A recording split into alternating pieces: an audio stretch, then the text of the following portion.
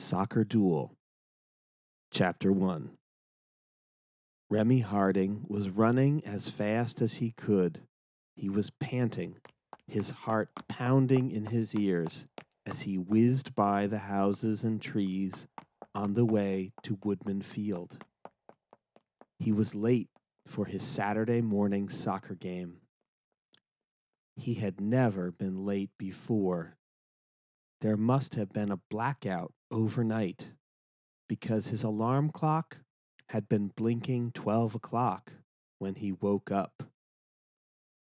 He'd flown out of bed when he'd checked his wristwatch and seen that it was 7:45.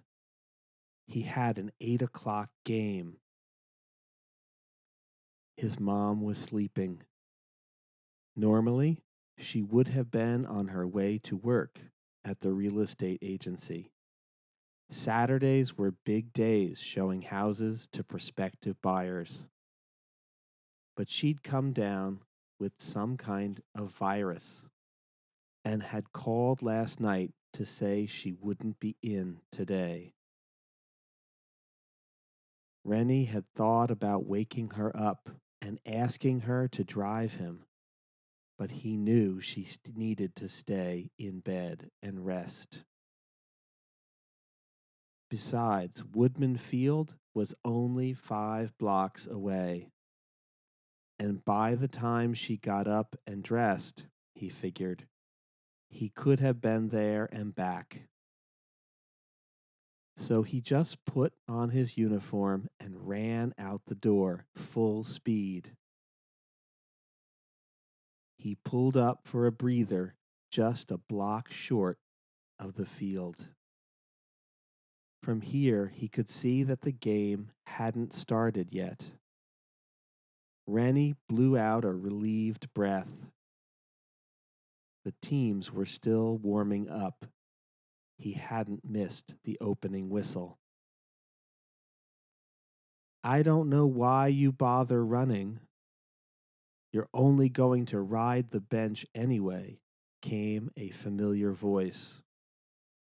Rennie looked up and saw his friend Norm Harvey sitting on the porch of his house playing chess with his dad.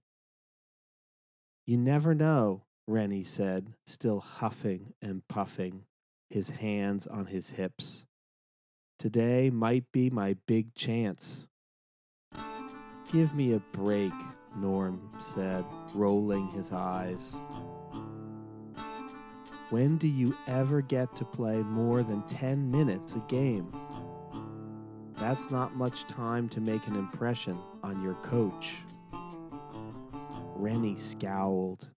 "I'm a little late," he muttered, and turned to go.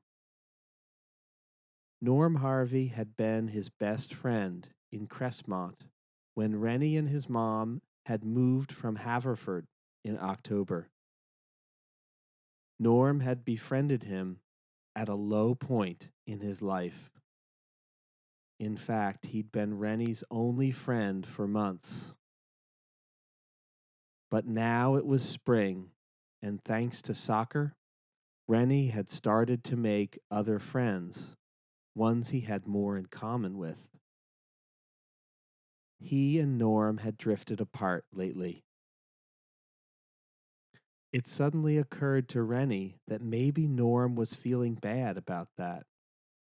Rennie hadn't called him to go to a movie or bowling in weeks, not since soccer season started. Rennie stopped and turned. "Hey, Norm, want to go play miniature golf this afternoon?" he suggested. Norm immediately brightened up. "Can I, Dad?" he asked his father. "Sure," said Norm's dad. "Do you guys need me to take you?" Page 4. Rennie nodded gratefully. He missed his own dad a lot. He hadn't seen him more than a few times since the divorce. Sometimes he felt like his dad didn't care about him anymore, even though he knew it wasn't true. His dad was just very busy, and every time he did come around, he had a fight with Rennie's mom. It was no fun for any of them. Rennie liked Norm's family. They always did stuff together. "You want to come watch my game?" he suddenly blurted out. Norm looked away. "Well, maybe later," he said. "After we finish our game here." He indicated the chessboard. Rennie knew Norm was being nice, trying to spare his feelings. Norm hated all sports. Miniature golf was about as athletic as he got. So Rennie never suggested having a catch together or kicking the ball around. But what Norm had to understand was how much Rennie loved sports. Back in Haverford, he'd been one of the best players in his soccer league. When he and his mom had come to Crestmont after the divorce settlement, he'd hoped he'd be able to play fall soccer. But they'd moved right in the middle of the season, and it was too late for Rennie to sign up. So he'd spent the fall watching from the sidelines rather than running on the field. No one in Crestmont knew that Rennie could play the game. And no one would know as long as Coach McMaster kept him on the bench. With a deep sigh, Rennie resumed his trot toward the soccer field. "There you are, Rennie," Coach McMaster said, looking up from his lineup chart. "Okay, we'll get you in before halftime." Rennie nodded and sat down on the bench just as the opening whistle sounded and the game began. Back in Haverford, Rennie had been an all-star center striker, the position right in the middle of the front line, usually given to the team's best shooter. Rennie wasn't the biggest kid on his team, far from it. In a league where some kids had already hit their growth spurt, he was barely average in height. He was skinny too, although well built. He was fast and agile. And although he didn't have the strongest shot, he was accurate and had great deke moves. As he tried to tell Coach McMaster when the team had shown up for its first spring practice, he had been the second highest goal scorer in his old league. But the Blue Hornets coach hadn't really paid attention.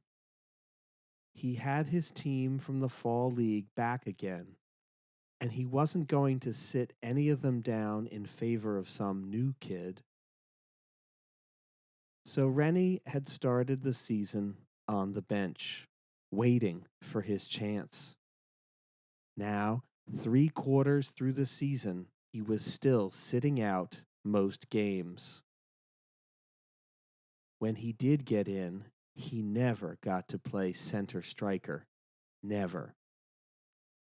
Coach McMaster put him on defense. Defense. Back in Haverford, he'd never played defense, even once. No wonder the coach didn't think he could play the game. "Norm is right," Rennie murmured under his breath, discouraged. "Why do I even bother?" The moment the words left his mouth, he wanted to take them back. Rennie prided himself on being a team player, no matter what. So he squared his shoulders and turned his attention to the game. Out on the field, the other team, the Yellow Jackets, had just scored a goal. That was fast. Jordan Wu said. Jordan rode the bench every game along with Rennie. Rennie couldn't figure out why Jordan kept coming back for more. Unlike Rennie, he was not an athlete. Rennie liked Jordan. They had a lot of classes together at school and got along fine. But he hated being grouped with Jordan in people's minds as someone who couldn't play soccer. Who scored? Rennie asked. I wasn't watching. Brian McCormick. Who else? Jordan commented, making a face. We might as well give up now and avoid the embarrassment. We're not going to beat the Yellow Jackets. They're undefeated, you know. So what? Rennie shot back. The game's not over. They haven't beaten us yet. Rennie watched the standings as much as any of his teammates on the Blue Hornets. After all, what else was there to talk about on the bench except the game, people's stats, the upcoming schedule, and the standings? Anyway, we don't have to play them again after this, do we? He asked Jordan. Only if we make the playoffs, Jordan said, with a look that said, fat chance. I don't know. If we beat them today, we could make it, Rennie pointed out. Isaac Mendez is right up there with Bryce McCormick. No way, Jordan protested. Bryce is in a league of his own. Besides, we'd have to beat the Red Scorpions and the Orange Crush to get to the championships. No way that's going to happen. I still say we can do it, Rennie insisted. Why did Jordan have to be so negative? He wondered. It was the worst thing about him. Other than that, he was a pretty nice kid. But Rennie couldn't understand that attitude. It was a loser attitude as far as he was concerned. You were beaten before you started. He opened his mouth to say so.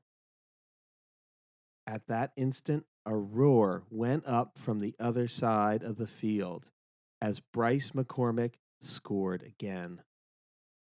Yeah? You still say what? Jordan asked, arching one eyebrow.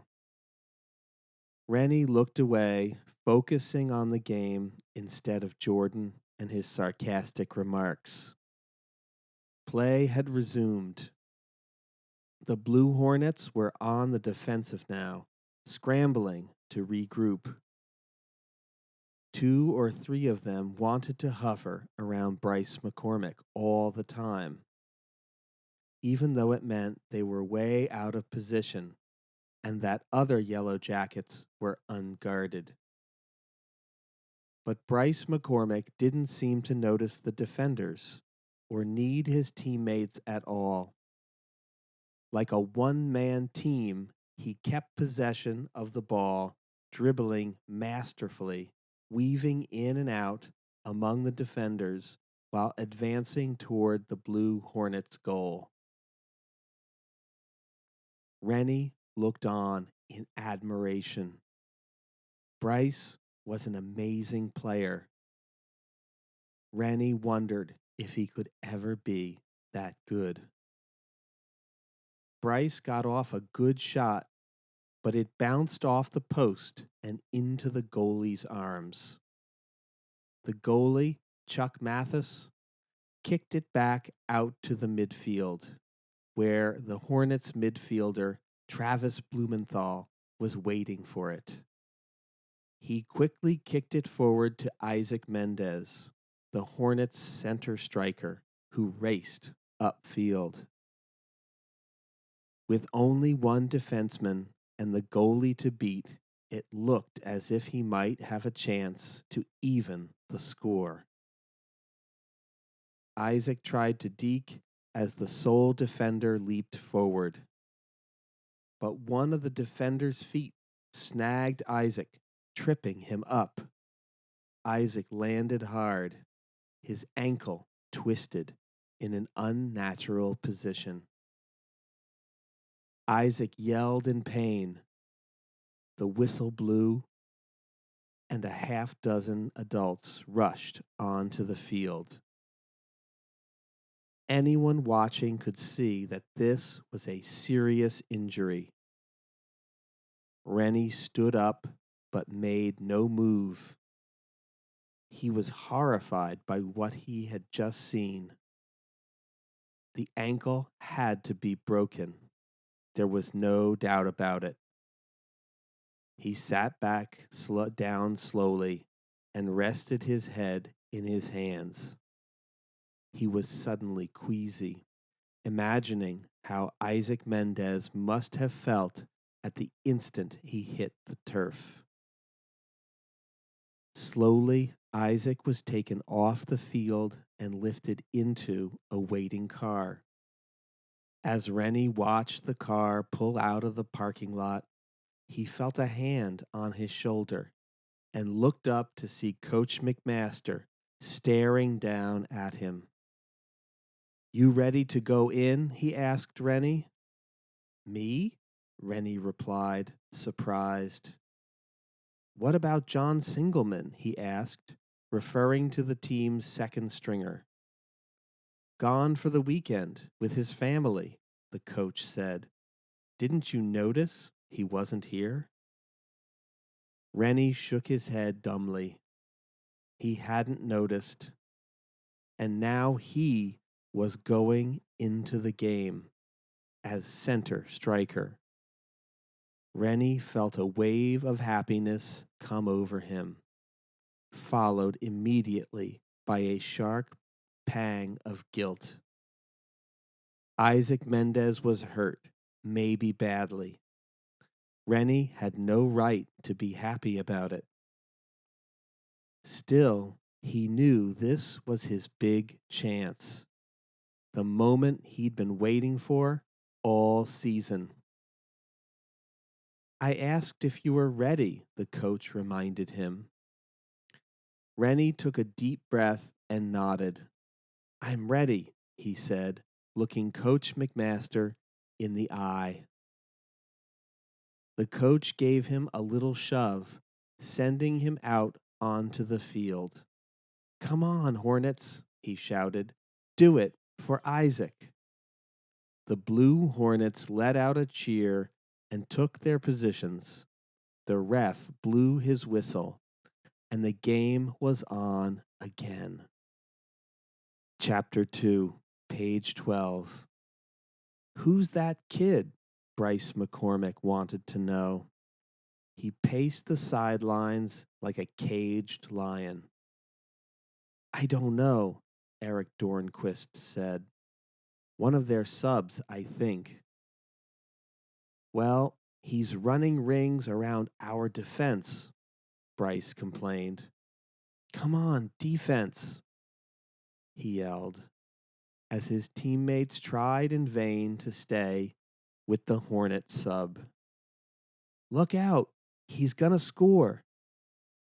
Bryce's voice trailed off as the newcomer slipped the ball past the outmaneuvered Yellow Jackets goalie. "Who is that kid?" Bryce asked again. "Number 7, Eric replied.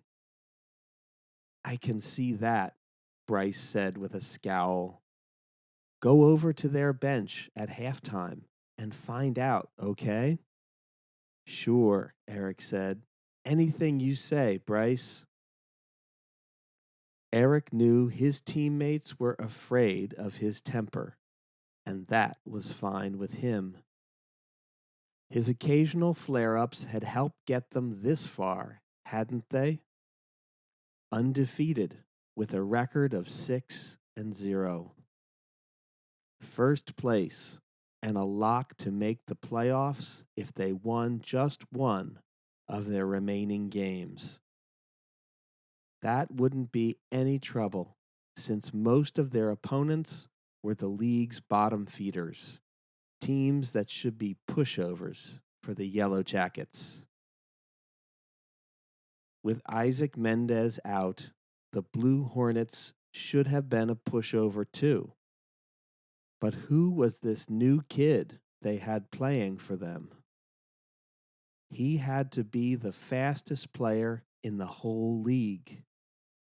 And that was a great move he'd put on the defenders, Bryce had to admit. "Put me back in, Coach," Bryce demanded. "Too late, Bryce," Coach Hickey replied with a shake of his head. "Halftime's coming up. Hey, look out, defense." He suddenly turned his attention back to the field, where once again the new kid was cutting through the bewildered Yellow Jackets' defensive line. "Come on," Bryce yelled at the top of his lungs. "Wake up out there." He winced as the new kid made as if to shoot. The Yellow Jackets goalie, Sam Plummer, leaped into the air to block the shot. But the kid had faked him out. The ball was still resting at his feet. All he had to do was give the ball a gentle nudge. It rolled slowly into the net, just a second ahead of Sam's sliding dive. The ref blew his whistle twice to signal the end of the first game. "Tie game," Bryce moaned.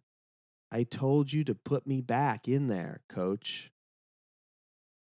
"Look, Bryce," Coach Hickey said with annoyance, "you're not on defense anyway. I'll get you in there next half, okay? Meanwhile, adjust your attitude." Bryce skulked off and poured himself a cup of water from the cooler. He stood drinking it as Eric Dornquist ran toward him from across the field. "It's Rennie Harding," he said, out of breath. "What?" Bryce turned a disbelieving eye on Eric. "That little runt is in my science class. The kid's a nerd." "Yeah, well, he can play soccer, wouldn't you say?" Eric pointed out. Bryce grunted, then tossed his paper cup onto the field, ignoring the nearby trash can. 10 minutes later, the ref blew his whistle to signal the start of the second half. "Come on, let's go on out there and swat some Blue Hornets," Bryce yelled as he ran onto the field, as psyched as he had ever been in his life. But the second half of the game left him feeling totally frustrated. Bryce kept standing there, free and unguarded in the Hornets' zone, while the ball remained in the Yellow Jackets' own end, fought over by players from both teams. Every time the ball seemed about to come out to him, it was intercepted, most of the time by that kid, Rennie. When Rennie took control of the ball in the last minute of play, with the score still tied, Bryce finally gave up. He ran for his own end, determined not to let the runt score again.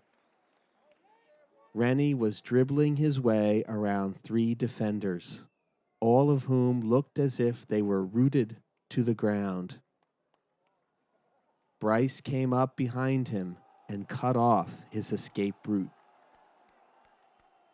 Rennie was now surrounded by Yellow Jackets right in front of their goal.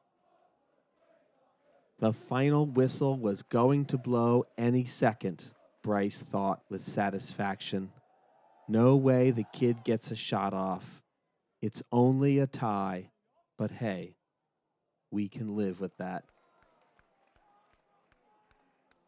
Page 16. But Rennie had one final trick up his sleeve.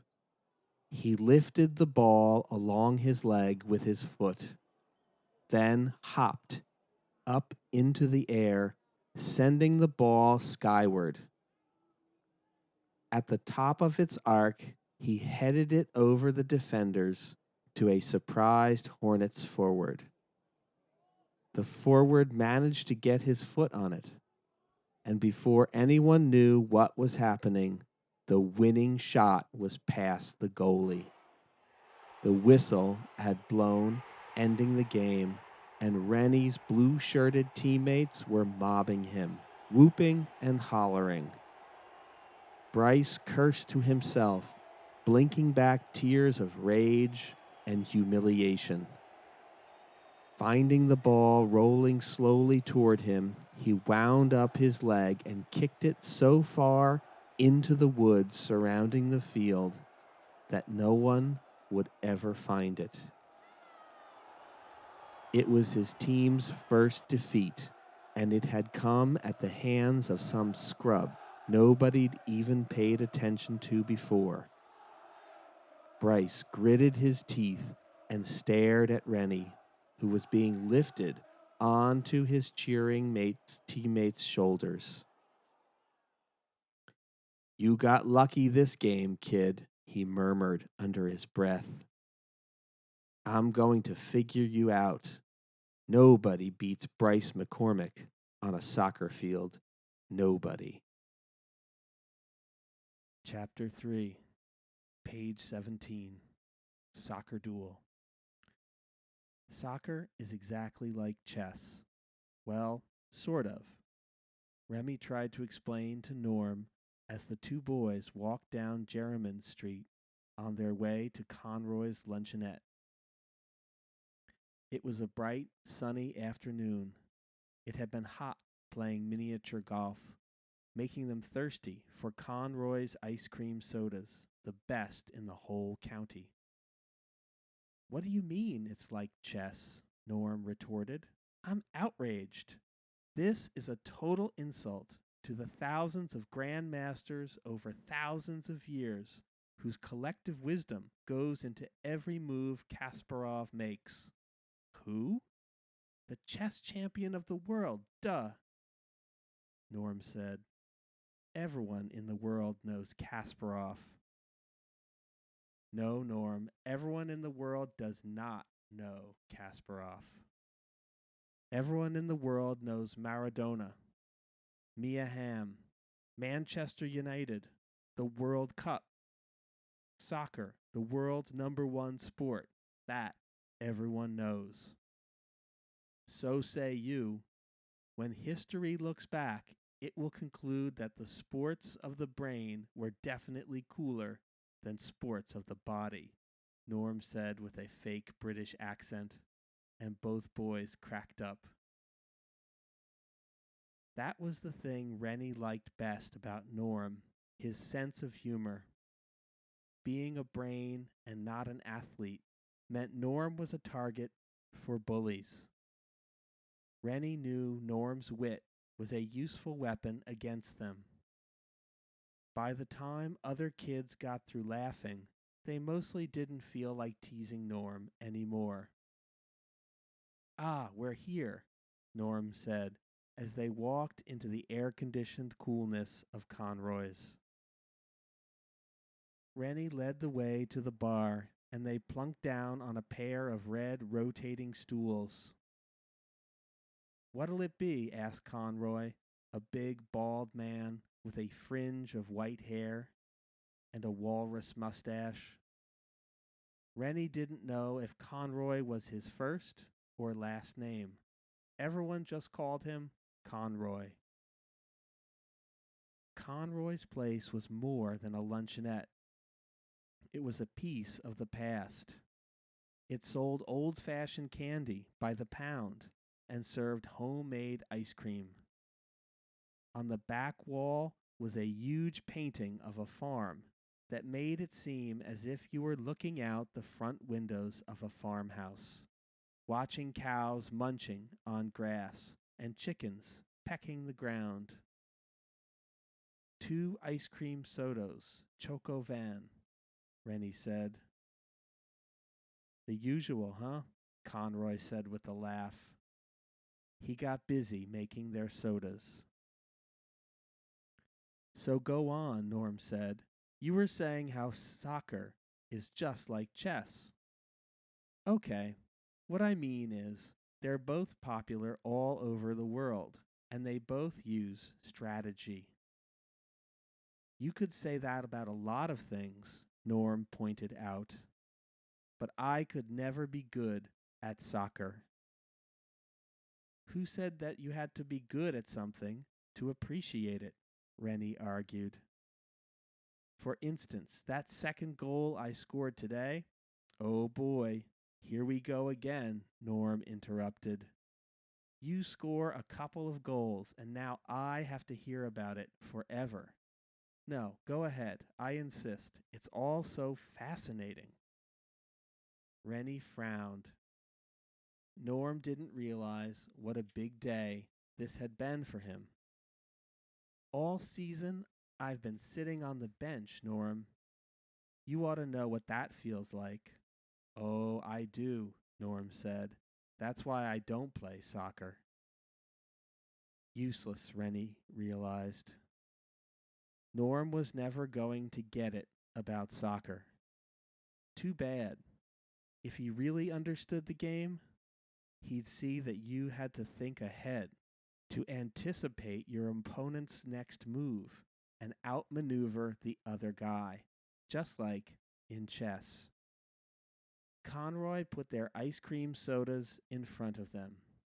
Enjoy, he said with a smile, and went over to deal with another group of customers. Looking up, Rennie saw that one of them was Bryce McCormick. Ugh, I hate that kid, Bryce, Norm said softly. He once bounced a soccer ball off the back of my head in 3rd grade. For a second, Rennie felt the urge to laugh, picturing the ball ricocheting off Norm's head. But he stifled himself, realizing with a pang how much it must have hurt Norm's feelings. That was a long time ago, he said instead. Maybe he's changed. Yeah? Well, I'll tell you one thing. It's never going to happen again because I'm never getting on another soccer field, and I don't think I'll be getting into advanced PE anytime soon. Rennie looked over Norm's shoulder at Bryce, who glanced up and saw him. Hey, Bryce called out with a smile and a wave. How you doing? Fine, thanks, Rennie said, surprised. Bryce gave Conroy his order, then got up and came slowly over to Rennie and Norm. Nice game today, he told Rennie, offering his hand. Rennie was taken off guard. He would have thought that he was the last person Bryce would want to talk to, seeing as how he'd just helped ruin the Yellow Jackets' undefeated record. But it seemed just the opposite. Bryce appeared eager to talk to him. So Rennie shook Bryce's hand. Thanks, he said. Excuse me, Norm mumbled, slipping off his stool. I've got to go to the bathroom. From behind Bryce's back, Norm made like he was throwing up. Bryce didn't notice. Excellent game, he told Rennie, nodding his head seriously. Thanks, Rennie said, flattered. He'd been congratulated a lot in the past few hours, and getting hoisted on his teammates' shoulders was something he would never forget. But hearing it from Bryce, arguably the league's best player, meant a lot. Rennie noticed Bryce squinting at him in a weird way, as if he was sizing him up. Suddenly, Rennie felt uncomfortable and a little scared. You played good too, he offered. Not good enough, Bryce said flatly. You played better than me. Now, what am I supposed to say to that? Rennie wondered. I don't know about that, he said, feeling his face redden. Your team won, didn't it? Bryce insisted. That means you played better, bottom line. That's it. No buts. He squinted at Rennie again. So, how come I never heard you could play? Well, I've only lived here for 8 months, Rennie explained. I played center striker where I used to live, but, here I ride the bench because the Hornets have Isaac Mendez. Had Isaac Mendez, Bryce corrected, shaking his head. His ankle's broken. You can forget about him this season. Page 23. Rennie hadn't heard the news, and suddenly he was in a confusion of emotion. He felt terrible for Isaac, but elated at the same time. He was now the second string center striker, right behind John Singleman. From now on, for at least a few minutes every game, he would actually get to play his favorite position. Guilt washed over Rennie. Only a real lowlife would be happy to hear that Isaac's ankle had been broken. Bryce must have read Rennie's expression wrong, because he said, "Don't worry about losing Isaac. The way you played, your team still has a shot at the playoffs. You beat us, right?" There was something strange in the tone of Bryce's voice, something angry, something unsatisfied. But it quickly passed. Anyway, like I said, you're really good, Harding. It was painful watching you beat us. Bryce smiled then, a real smile. They should have put me in on defense. I would have stopped you. He clapped Rennie on the shoulder. See you in the playoffs, huh? Page 24. Hope so, Rennie said. They gave each other 5, and Bryce went back to his stool at the far end of the bar. Rennie sipped his ice cream soda and stared straight ahead, imagining the future. He was the star center striker of the Blue Hornets. They were in the playoffs, fighting it out against Bryce McCormick's Yellow Jackets. The two stars were best friends off the field, arch rivals on it. Norm returned from the bathroom. What did Jerko want? He asked, bending over his straw and sipping his soda. Just to tell me, good game, Rennie said. He's up to something, Norm warned Rennie. Trust me, I've known him longer than you. Come on, Norm. Lighten up, will you? Lose the black cloud. He gave Norm a gentle push on the arm, sending him spinning around on his stool. But for an instant, as he thought about what Norm had said, Rennie wondered if his chess-playing friend might be right. Something about that tone in Bryce's voice. Chapter 4, page 25. Well, what do you think? Eric Dornquist asked as Bryce sat down on his stool. Is the kid for real or not? Bryce gave his teammate a long look and a slow smile. Then he waved to Rennie Harding and his nerd friend Norm, who were leaving Conroy's. Bryce smiled wider, remembering how funny Norm had looked that time in 3rd grade when he'd hit him in the head with a soccer ball. Bryce swiveled her back around to look at Eric. Harding's a one-shot wonder, he said. He took us by surprise, that's all. Once people realize he's fast and start paying attention to him, he won't be able to get off a good shot. Even if he does, he doesn't get much on the kick. I mean, just look at him. He's not exactly gigantic. Eric laughed. Bryce relaxed and enjoyed the moment. He remembered how thrilled Rennie had been that Bryce had even talked to him. Ha! That smile when he told the kid how great he was. The kid would be a pushover if they ever met on the field again. No, I'm pretty sure today's game was a fluke. Come on. That kid wasn't even second string on his team, Bryce laughed. Anyway, we'd better get the word out so the other teams know about him. Who are they playing next? Eric asked. Bryce took out the schedule he always kept in his back pocket. It had taken a beating over the long weeks of the season, but it was still semi-readable. Only 2 more regular season games, Bryce said.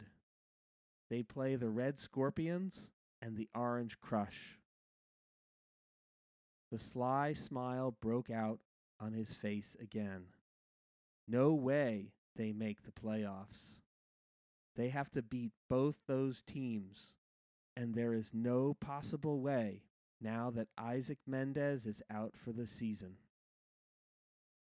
You're sure Rennie Harding doesn't pose a threat? Eric asked. Bryce smiled. As sure as I'm sitting here, I'm going to stick around after our game next week just to watch him get stung by the Scorpions.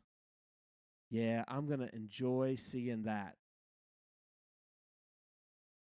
Bryce threw some money down on the bar to cover his ice cream soda, then left Conroy's.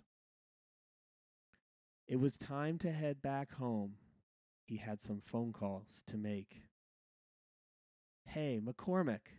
A strong hand grabbed Bryce by the shoulder and spun him around. Jake Henry!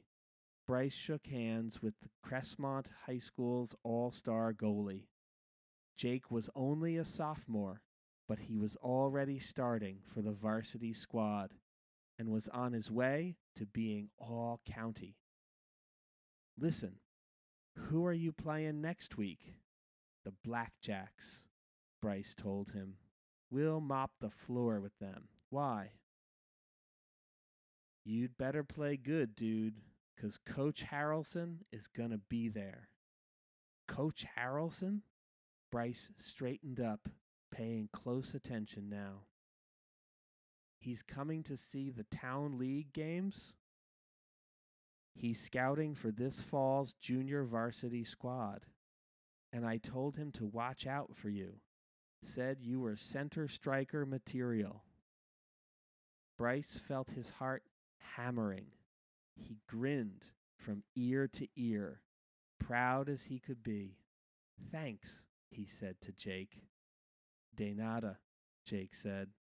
Don't mention it. You've got the goods. I didn't lie to the man. Cool, was all Bryce could say. He could see himself now, a freshman starting for the junior varsity team at center striker. Like I told you, Jake added, as he opened the door to Conroy's. It's your big chance to impress him, so don't depress him, all right? I hear you, Bryce said. Thanks for the heads up. Just be good. I talked the talk. Now you gotta walk the walk. Jake disappeared inside. Bryce took a deep breath, blowing it out slowly. Coach Harrelson was coming to see him play, and Jake had already built him up way high, maybe too high, Bryce realized. It would have been better to surprise the coach, coming out of nowhere, with no expectations, the way that kid Rennie had done it today. Now, Coach Harrelson would already be expecting Bryce to play like a star. Bryce felt a coil of fear creep up his spine. He couldn't win. If he played great, the coach would have already been expecting it. And if he didn't play well, if he didn't score a single goal against the lowly Blackjacks, Bryce didn't even want to think about it. He trudged off toward home, the ice cream soda he just finished churning in his stomach. Chapter 5, page 30, Soccer Duel. So in order to qualify for the championship round, your team simply has to win its last 2 games. Isn't that it? You have the makings of a great team statistician, Rennie said, clapping Norm on the back. We really need to know stuff like that, but we don't have time to figure it out. Thanks, but no thanks, Norm said. Be grateful I'm coming along with you today. The 2 boys walked side by side toward the field. It was the following Saturday, and Rennie had finally talked Norm into watching him play. Hey, isn't that Bryce McJerk on the field? Norm asked, suddenly hanging back. You told me he wasn't going to be here. I said we're not playing his team, Rennie corrected him. His game must just be ending. But it wasn't. It was only the start of the second half, as they soon found out. Play had been delayed because the ref's car wouldn't start that morning. What's the score? Rennie asked John Singleman, who was standing on the sidelines. 6-3 Yellow Jackets, John told him. Bryce has 4 goals. Oops, make that 5. A roar had gone up from one side of the field, where the Yellow Jackets and their fans were whooping it up. Bryce pumped his fists into the air and ran down the field, then went into a triumphant slide, shimmying to a stop. That kid is a one-man team, said a man standing next to Rennie. The man wrote some notes on a pad he was carrying. He frowned and shook his head. Rennie thought the man looked familiar. Hey, he nudged Norm, who's that guy? That guy? Norm looked past Rennie. That's Coach Harrelson. The high school coach? Rennie breathed, turning to sneak another peek before the coach looked up from his pad. He's checking out players for next year's junior varsity squad, I heard, John Singleman said. You play like you did last week, and he's going to notice. Rennie gave an embarrassed laugh. I probably won't even play much. You're first string now. I'm just subbing for you. Nuh-uh, John said, shaking his head. Didn't you hear? Coach is going with you first half. He's going to ride the hot hand. Huh? Rennie couldn't believe his ears. You're starting, man, John told him. I'm moving over to left wing to make room for you. Hey, I hear you were awesome last week.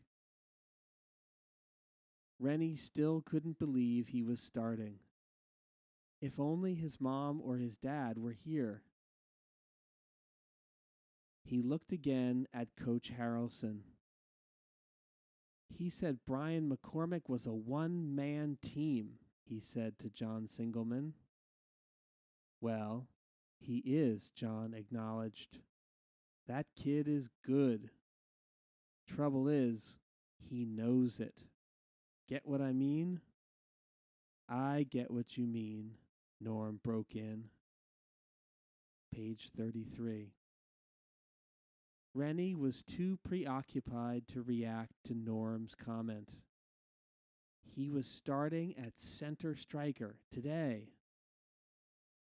He looked out onto the field, watching Bryce move with the ball, bowling over defenders with his combination of aggressiveness and size.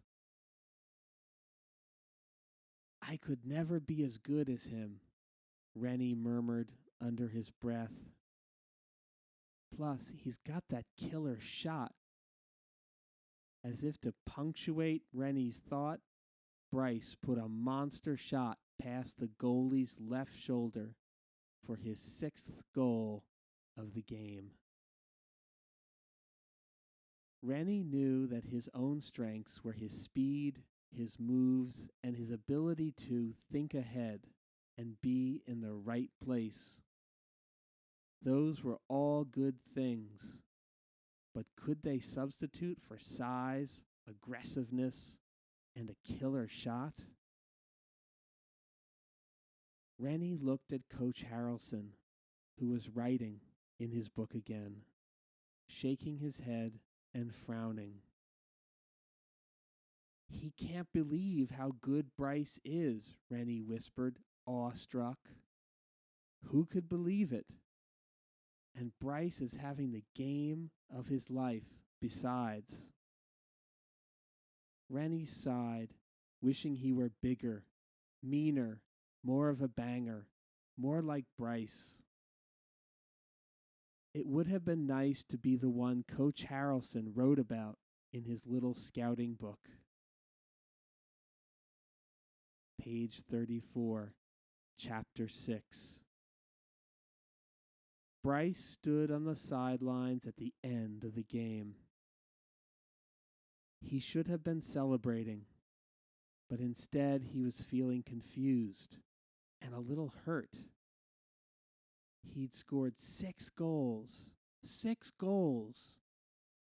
and Coach Harrelson had barely even congratulated him. Nice job, son, he told Bryce. You're gonna be a good one. What did he mean, gonna be? Bryce wondered. What was he right now? Chopped liver? 6 goals! The second game had started with barely a minute's break because the whole day had been thrown behind schedule. Bryce noticed that Coach Harrelson had stayed to watch it. Bryce saw a soccer ball lying there and felt the urge to smash it 100 yards down the field, but he restrained himself. Coach Harrelson had probably just gone easy on the compliments. He probably hadn't wanted Bryce to get a swelled head. Okay, he could handle that. Bryce glanced at Coach Harrelson. The JV coach was staring at someone on the field. Bryce followed his gaze downfield, where Rennie was dribbling the ball into the Red Scorpion's zone. Rennie was covered by 3 men. Bryce smiled humorlessly. The Scorpions must have heard about Rennie's last game. Try and score now, shrimp, Bryce muttered softly. At the last minute, though, Rennie deked right, drawing the defenders off balance, then passed a perfect thread-the-needle to his open left winger, John Singleman. Singleman shot home the goal. Bryce grimaced. Now that's unselfish play. Hey, McMaster, who is that kid at center striker? Bryce's gaze snapped back to Coach Harrelson. Rennie Harding, the Blue Hornets coach replied. New in town this year. He's subbing for Isaac Mendez. The kid with the ankle? Too bad about that. I wanted to get a good look at him. But this kid's pretty good. I like the way he found the open man. Page 36. Bryce could practically feel the steam coming out of his ears. That stupid kid Rennie again, stealing all the attention away from where it rightfully belonged. How many goals had Rennie scored this season anyway? Nowhere near his own total, that's for sure. As if he'd read Bryce's mind, Rennie scored his first goal of the game moments later. It came off a give-and-go play in which Rennie passed off to John Singleman, then immediately rushed forward. The winger quickly kicked the ball back into Rennie's path, and Rennie faked the goalie out before guiding the ball home. What a lucky shot, Bryce growled, his voice drowned out by the roar from the Hornets' sideline. He barely got anything on it. Yes, said a voice next to him, but it still counts. Sometimes brute force isn't the best way to get what you want. Bryce turned to see who had spoken and saw Norm Harvey staring up at him with a huge grin. Bryce wanted to say something nasty to him. But Coach Harrelson was standing right there. Shut up, Bryce mouthed silently. Page 37. What? I can't hear you, Norm said innocently. And he's not a hot dog like that other kid in the first game, Bryce heard Coach Harrelson say. The words hit Bryce like a punch in the gut. Stung in every fiber of his being, he stormed off, promising himself that he would get even with Rennie Harding, and his geeky friend Norm, too, if it was the last thing he ever did. Bryce stared at page 256 of his math textbook. He stared and stared. He hadn't done a problem for several minutes. He just sat there thinking about that same horrible moment over and over again. Hearing Coach Harrelson's voice as he said, not a hot dog like that other kid, meaning him, Bryce. His high school soccer career had ended right there. All his dreams right up in smoke. All because of that stupid Rennie Harding. Since he was 3 years old, Bryce had impressed everyone with his athletic skills. He was good at everything he tried, but at soccer he was in a class by himself.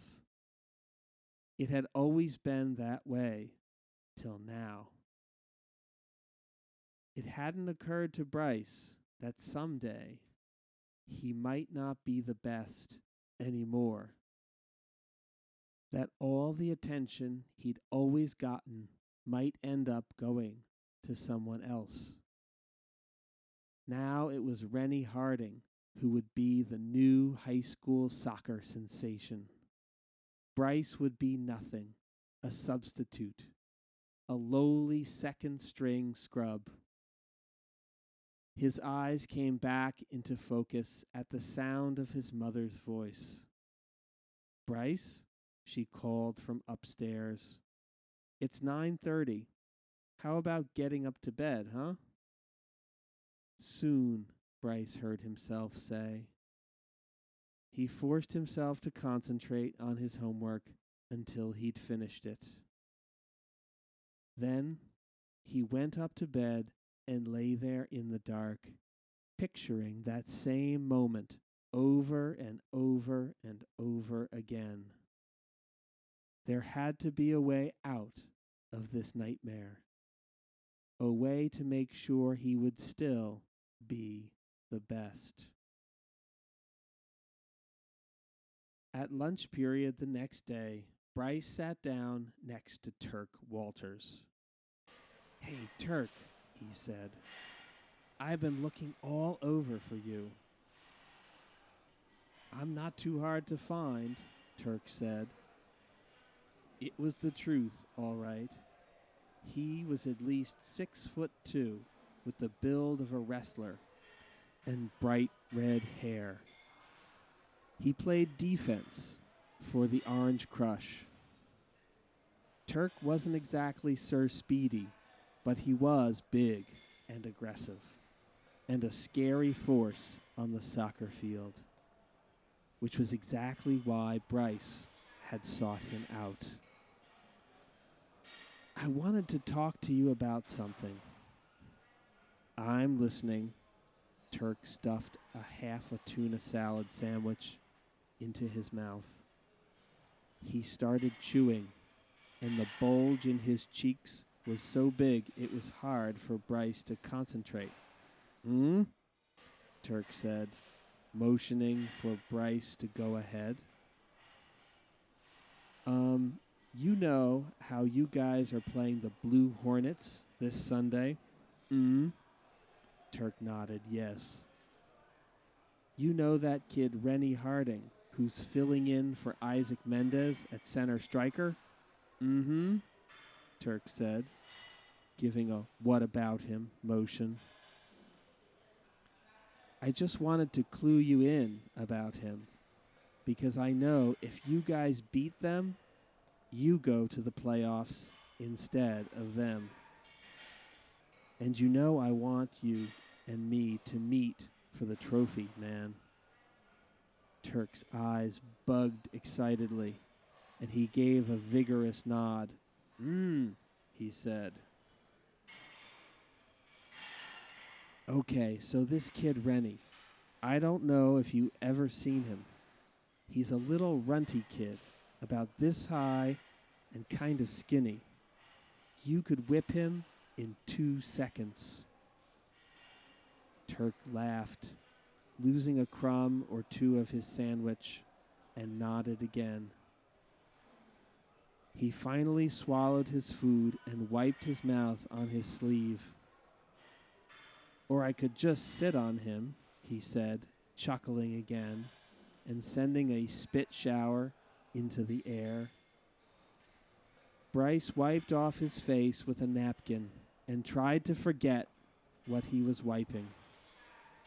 "The thing is, he's a wimp, you know," he told Turk.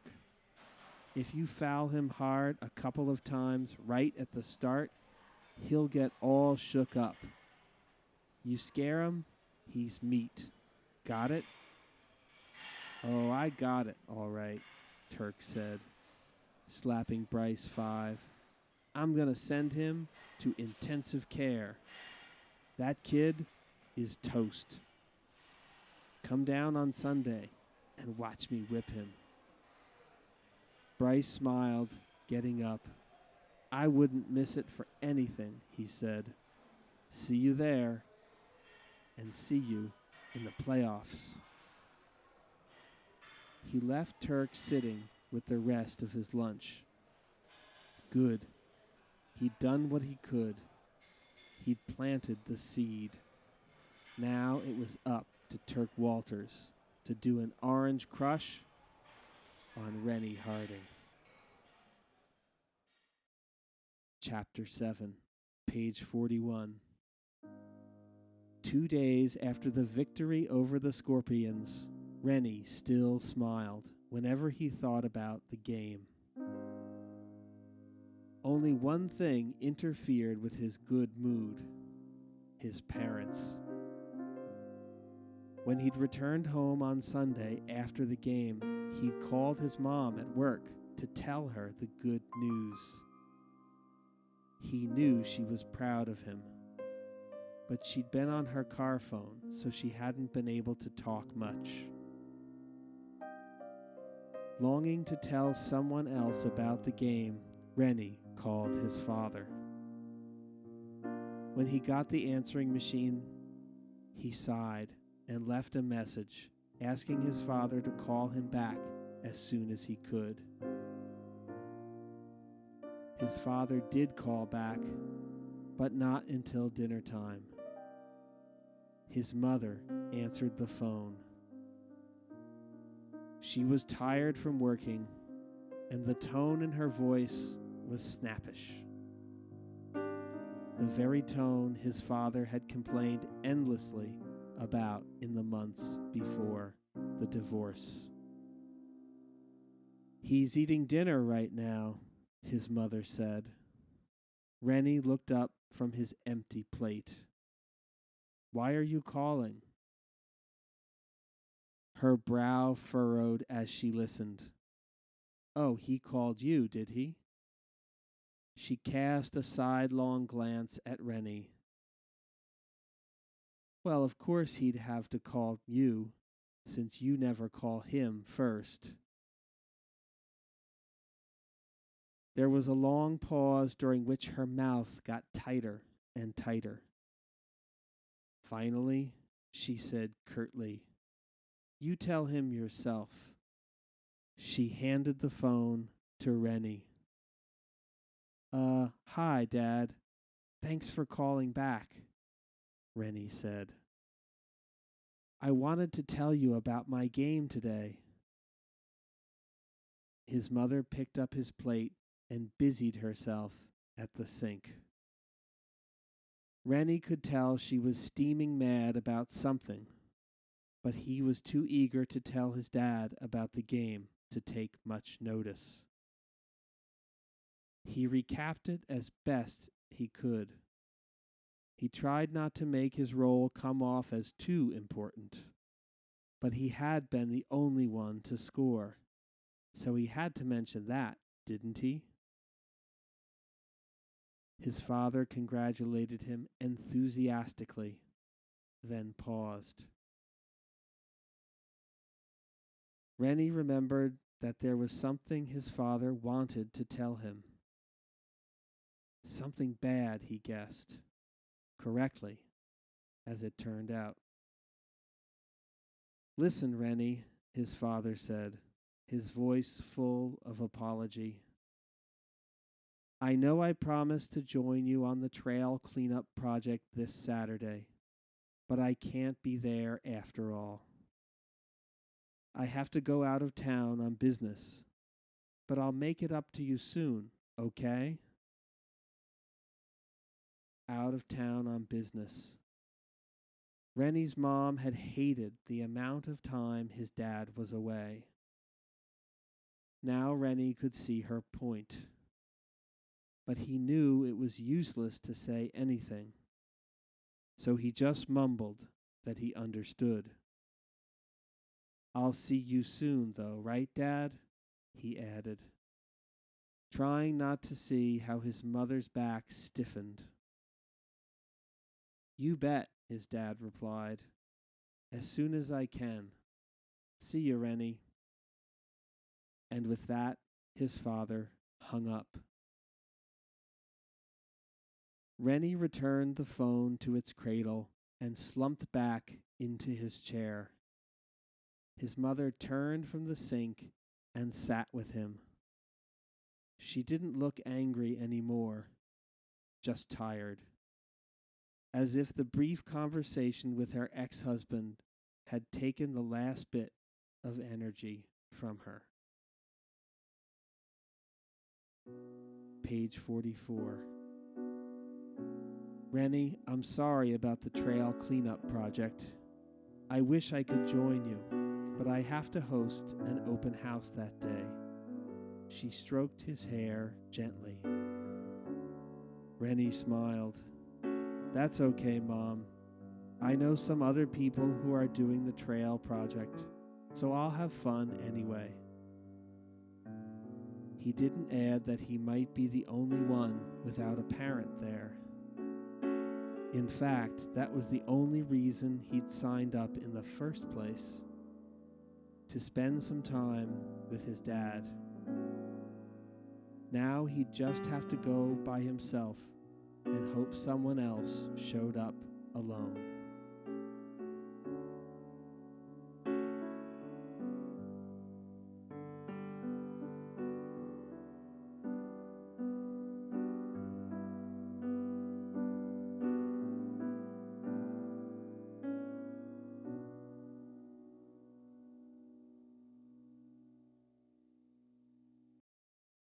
Chapter 8, page 45.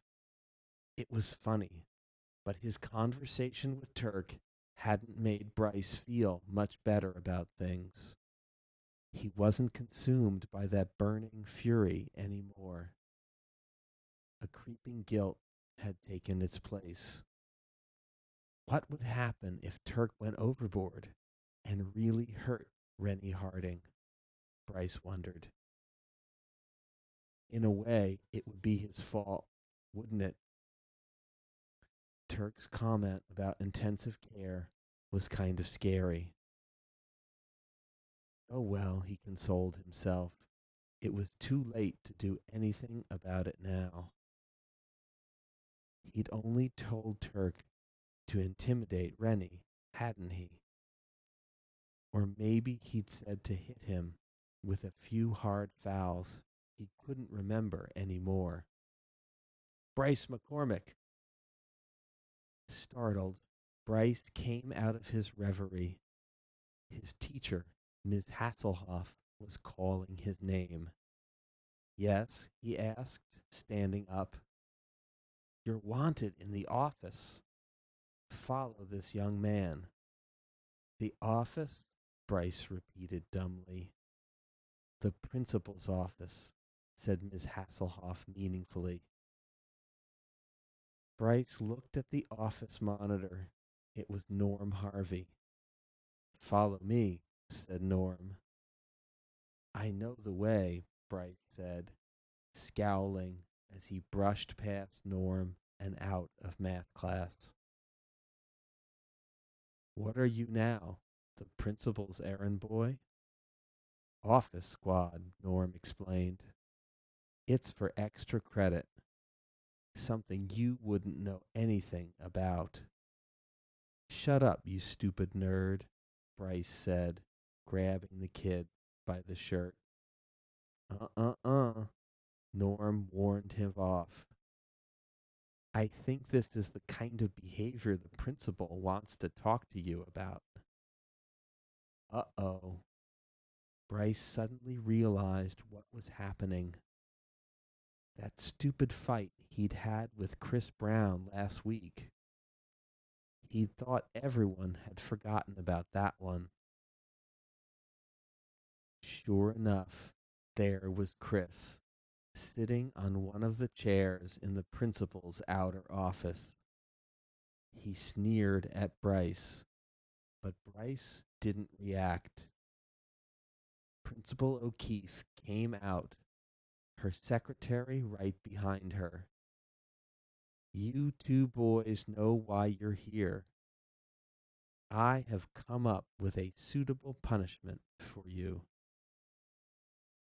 Either you will sit in the school library for 3 hours and write an essay of 1,000 words or more about why violence is wrong, or you will serve on the trail cleanup Saturday on Pyramid Mountain. I'll take the essay, Chris Brown said quickly. Bryce shot him a look. I'll go on the trail cleanup, he said. anything but sit for 3 hours at a desk in the school library, staring into Chris Brown's stupid face while writing an essay about why violence is wrong. Fine, said Mrs. O'Keefe. Here is an evaluation sheet for you, Bryce. Bring it back, filled out, and signed by the person in charge. Page 48. Yes, Ms. O'Keefe, Bryce said. This was going to be a real treat, Bryce thought disgustedly. He hated work. He hoped Chris Brown would get an F on his essay and have to do it all over again. That weekend, Bryce showed up at Pyramid Mountain as directed. There was a crowd of kids and adults standing around the park headquarters. Hi, is this the trail cleaning detail? Bryce asked the man who seemed to be in charge. Yes, it is. And you are? The man asked with a pleasant smile. Bryce McCormick, Bryce said. The principal sent me down to help. He cleared his throat, embarrassed, avoiding the curious glances of the kids, some of whom he knew. All right, Bryce, the man said. I'm Mr. Starlin, and this is the cleanup crew. Will your father or mother be joining you? Bryce shook his head. No one had told him that this was a parent-kid event. Oh, brother, he thought, rolling his eyes. This is going to be worse than I thought. The man said, scratching his head. Hey, everybody. Bryce is going to be helping us today. Is there someone who isn't paired with a cleaning buddy? No one answered. Apparently, all the other kids had parents with them. That was fine with Bryce. He'd rather be alone anyway. Then, once the cleanup began, he could find a nice place to hide until it was all over. Hey, Mr. Sarlin, I'm here. The rear door of a car in the parking lot opened, and a thin boy came running toward them at blazing speed. Hey, wait a minute. Bryce knew that kid. It was, Hiya, Rennie. Glad you could make it, Mr. Sarlin said cheerfully. Bryce, you're in luck. Your trail buddy has just arrived. Bryce, Rennie said, stopping short in surprise. Hi, what are you doing here? I'll tell you later, Bryce said. Come on, let's get going. He was anxious to get away from the crowd of cheerful do-gooders. At Mr. Sarlin's direction, all the pairs came up to get their rubber gloves, garbage bags, and hedge clippers. Then, 2 by 2, they went off in different directions. Rennie and Bryce stopped at the head of a trail marked Swamp View. Bryce grimaced. Whoopee, this looks like fun, he said flatly. Rennie didn't seem to hear the sarcastic tone in his voice. One of us has to do the picking and clipping. The other one holds the bag. Which do you want to do? Rennie asked him. The bag, I guess, Bryce said, taking a super strength garbage bag from Rennie and flapping it open. Taking the bag was a no-brainer, Bryce thought, smiling to himself. The kid was a moron to even give him a choice. Rennie was going to do all the bending and picking up of gross stuff. All Bryce had to do was hold the bag open. You sure you want the bag? Rennie asked dubiously. I'm sure, Bryce said firmly, closing the subject. Okay, then. Rennie led the way down the trail. He began picking up litter and tossing it into Bryce's bag. Within minutes, the bag was half full, stinking, and starting to get heavy. And they were just getting started. Page 51. What do you say we take a break? Bryce suggested. You tired already? Rennie asked, looking genuinely surprised. We've barely begun. What do we do when our bag is full? Bryce asked, hoping the answer would be, we're finished and we can go home. It wasn't.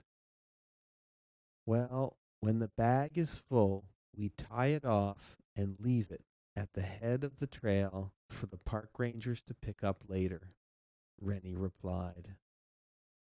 Then we take another bag and start over until the 3 hours is up. I should have done the essay, Bryce muttered. If he'd known he was going to get stuck with Rennie Harding, the kid who had turned his dream into a nightmare, and holding a smelly bag of garbage for 3 hours, he would have done anything else, even faced suspension. For the next hour, Rennie picked up soda cans, paper cups, and other trash, tossed them into the bag, and attacked the weeds and saplings that threatened to choke off the trail. Bryce trailed behind him, surprised at how much the kid seemed to be enjoying himself. It made him feel a little embarrassed for his own sour attitude. Page 52. I think it's time for a break, Bryce said when he'd tied off his third bag. I'm breaking. Without waiting for Rennie to agree, he put down the garbage bag and sat on a felled tree trunk. Rennie sat down next to Bryce and wiped his brow with his t-shirt. Ooh, sweaty work, he said, grinning. But it's all for a good cause, huh? Right, Bryce said, nodding. Right, though he could care less about hikers or nature lovers. So you were going to tell me how you wound up doing this, Rennie prompted him. Oh, yeah, Bryce said, stalling. For some reason, he didn't want to tell Rennie the truth. Well, I used to do this with my parents when I was little, which was true. Bryce's mom had loved to volunteer the whole family for charity work. My dad always hated it. He just wanted to stay home and watch the ball game. Maybe that's why he left home when I was in third grade. Hey, my folks are divorced too, Rennie said, turning to stare at Bryce. Just last year. That's how come my mom and I ended up moving here. Huh, Bryce said. looking Rennie in the eye for the first time. I hate my dad. You? I don't hate him, Rennie replied slowly, but I am kind of mad at him. We were supposed to work on this cleanup project together, but he couldn't make it at the last minute. Rennie picked up a stray soda can and hurled it into the garbage bag with more force than he'd used before. Then your dad's a jerk, and so's mine, Bryce snorted. I never see him except when he drops off Christmas presents. And then I make him sorry he did. You don't really hate him, do you? Rennie asked. Sure I do, Bryce insisted. Why'd he have to leave? He tore a stick off a nearby tree and started digging in the trail dirt with it. I don't know, Rennie said. I don't really get why my dad left either. But I do know I still miss him. Bryce felt a sick feeling welling up from the pit of his stomach. He clenched down hard on it. I don't want to talk about it, he said tightly.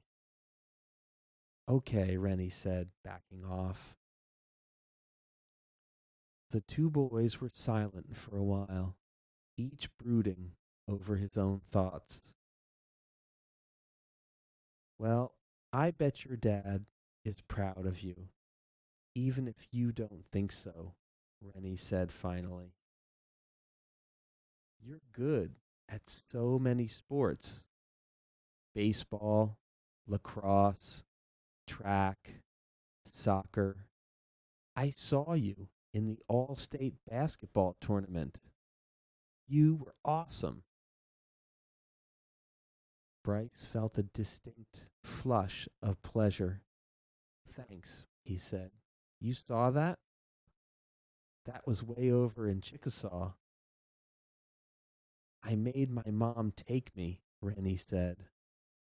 I'm not good at basketball, but I love to watch it. And you were the best one there. I don't know about that. That flying spin move? How do you do that? I do it in soccer too, Bryce admitted with a sly smile. Suddenly the kid didn't seem so bad to him anymore. He was actually okay. And hey, it wasn't his fault he was a good player. No way, Rennie cried. Airborne or on the ground? Sort of both, Bryce said, trying to explain how he did his patented move. He got up and demonstrated. You wait for the defender to commit, see? Then, when he does, you just use his momentum and spin off him, depending on which way he goes. You cradle the ball between your legs, then let it go before you hit ground. Page 55. Awesome. Rennie shook his head in deep admiration. I could never do that. Nobody but you could do it. Aw. You know, ever since I moved here, I've wanted to play soccer like you. Really? Bryce thought back to October. Which team were you on in the fall? I wasn't. I got here after the season started, and all the teams were set. I just came down every week and watched. Mostly your games, actually. I'd stand there, imagining myself as center striker. Rennie laughed, remembering. Funny, huh? So that's why nobody knew about you, Bryce said. Well, you've got nothing to be ashamed of. You play a good little game. Rennie beamed. You know, that day in Conroy's, when you came up to me and encouraged me? He asked. You were really nice about it. I mean, we beat you, but you didn't hold it against me or anything. I thought that was really cool. Looking into Rennie's open, honest face, Bryce felt a little twinge of guilt. He remembered that day in Conroy's, all right, when he had approached Rennie to see what he was all about, not to be really nice. Thinking about that day reminded him of his conversation with Turk Walters and the malicious grin on Turk's face. The twinge of guilt turned into a much bigger pang. Hey, kid, Rennie, Bryce said suddenly. Yeah, Rennie asked. He must have sensed the importance of what Bryce was about to say, because he looked at him very seriously. You know the game tomorrow? Bryce shifted uncomfortably on the log. Well, I heard a rumor. Rennie held up his hand. I bet I heard the same rumor. That Coach Harrelson is going to be there to check out the players, right? He grinned at Bryce. You know, I overheard him talking about you last week. He couldn't believe how good you were. You're a shoo-in for the starting spot on junior varsity next year. Bryce stared at Rennie.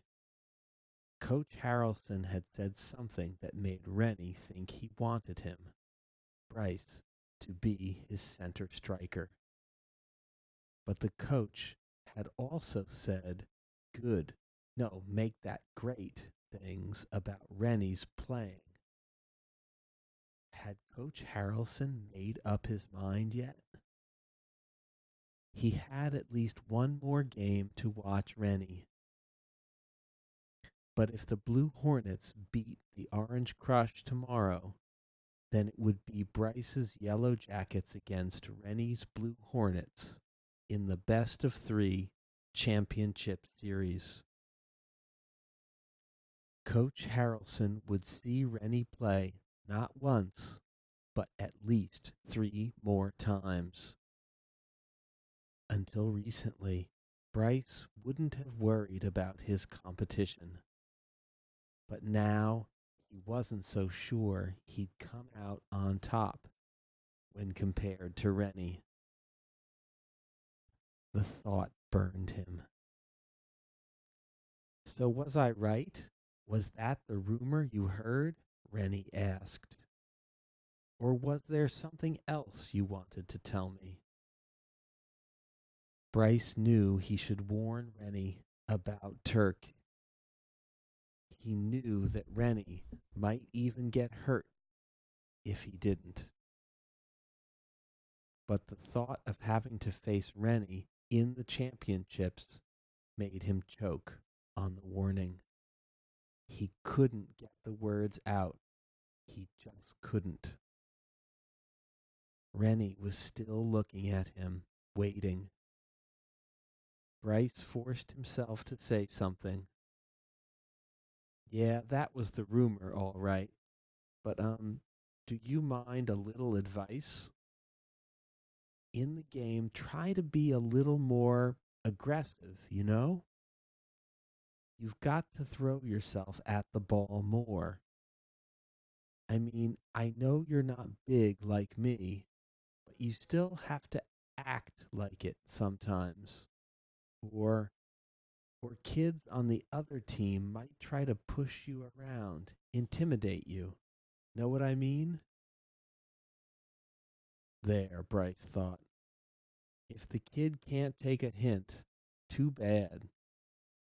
That's as much warning as he's going to get. You're saying I should play more like you? Rennie asked with a grin. Gee, it would be great if I could. Want to go out there and pretend to be me? Bryce tried to laugh along, but it wasn't easy. Really, try to be a little bit more selfish, too. I mean, if you've got the shot, take the shot. Otherwise, they'll figure out you're going to pass off every time and start covering you better. Gotta keep surprising them, doing the unexpected. Well, I guess you're right. I guess I'm a little scared to get hurt sometimes. Some of the kids are so much bigger than me. Bryce thought of Turk Walters again and swallowed hard. Even though he didn't want Rennie's team to win, he sure hoped the kid got through tomorrow's game without getting hurt. Well, we'd better get back to work, Rennie said, getting up. Thanks for the advice. He suddenly stuck out his hand. I feel like we're friends now. Sort of. Sure, Bryce agreed, tossing it off. He managed to shake Rennie's hand, but he couldn't bring himself to look the kid in the eye. Come on, he said, flapping open his new garbage bag. Let's get busy. Chapter 9. Page 60. Rennie had practice later that Saturday afternoon. He came all psyched up to play. Becoming friends with Bryce McCormick was so cool. Someone who was into sports as much as Rennie was, and a great athlete too. Well, maybe they weren't really friends yet, but Bryce had given him all those good tips, and Rennie was eager to try them out in practice. So it bothered him when he noticed that his teammates seemed to be acting down in the dumps. They were only half trying during the first set of drills, and no one was saying much of anything. Rennie couldn't understand it. They'd been playing so well, and now they were just one victory from the playoffs. Why should any of them be down? He wondered what could be bothering them. So during a break, he leaned against one of the goal posts, listening to some of his teammates talking. The Orange Crush are dirty players, said Chuck Mathis, the team's goalie. Last time we played them, Turk Walters kept crashing into me on purpose when the refs weren't looking. I finally complained to the ref, and he stopped doing it, but only because he knew he couldn't get away with it. What did they beat us by? Jordan Wu asked. 7-2. And that's when we had Isaac, Chuck replied. We better hope for a miracle, Jordan said. How's Isaac's ankle? Forget it. Anyway, Rennie's doing just as well, or better, even.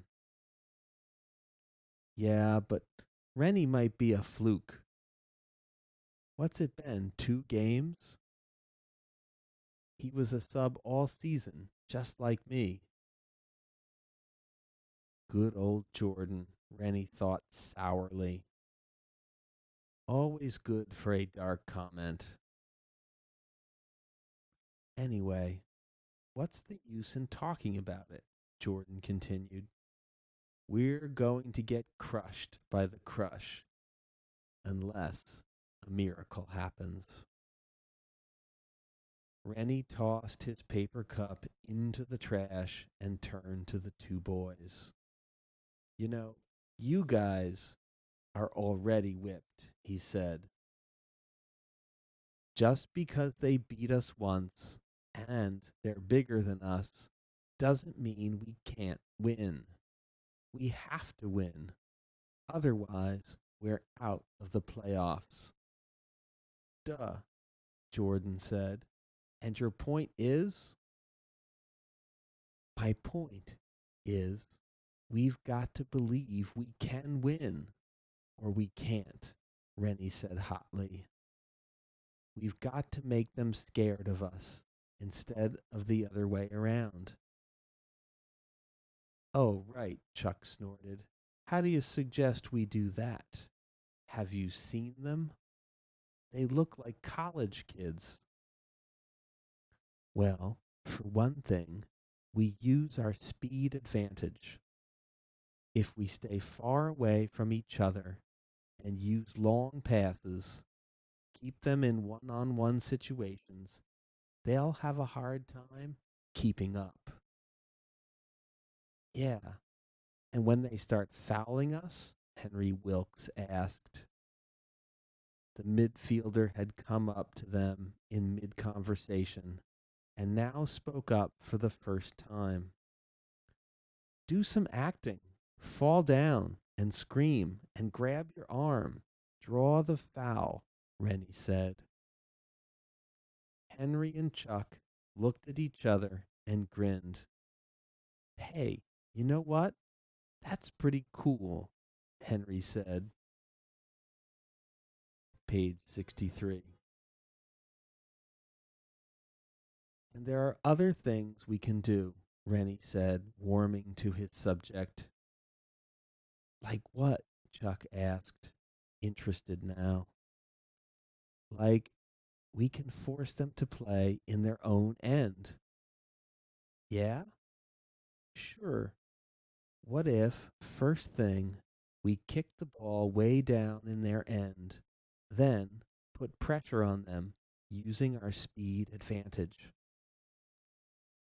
Every time we get the ball, just kick it as far as we can toward their goal. Then rush the ball, try to rattle them. It's risky, Henry pointed out. We could get caught out of position. Let's just try it once to start the game, okay?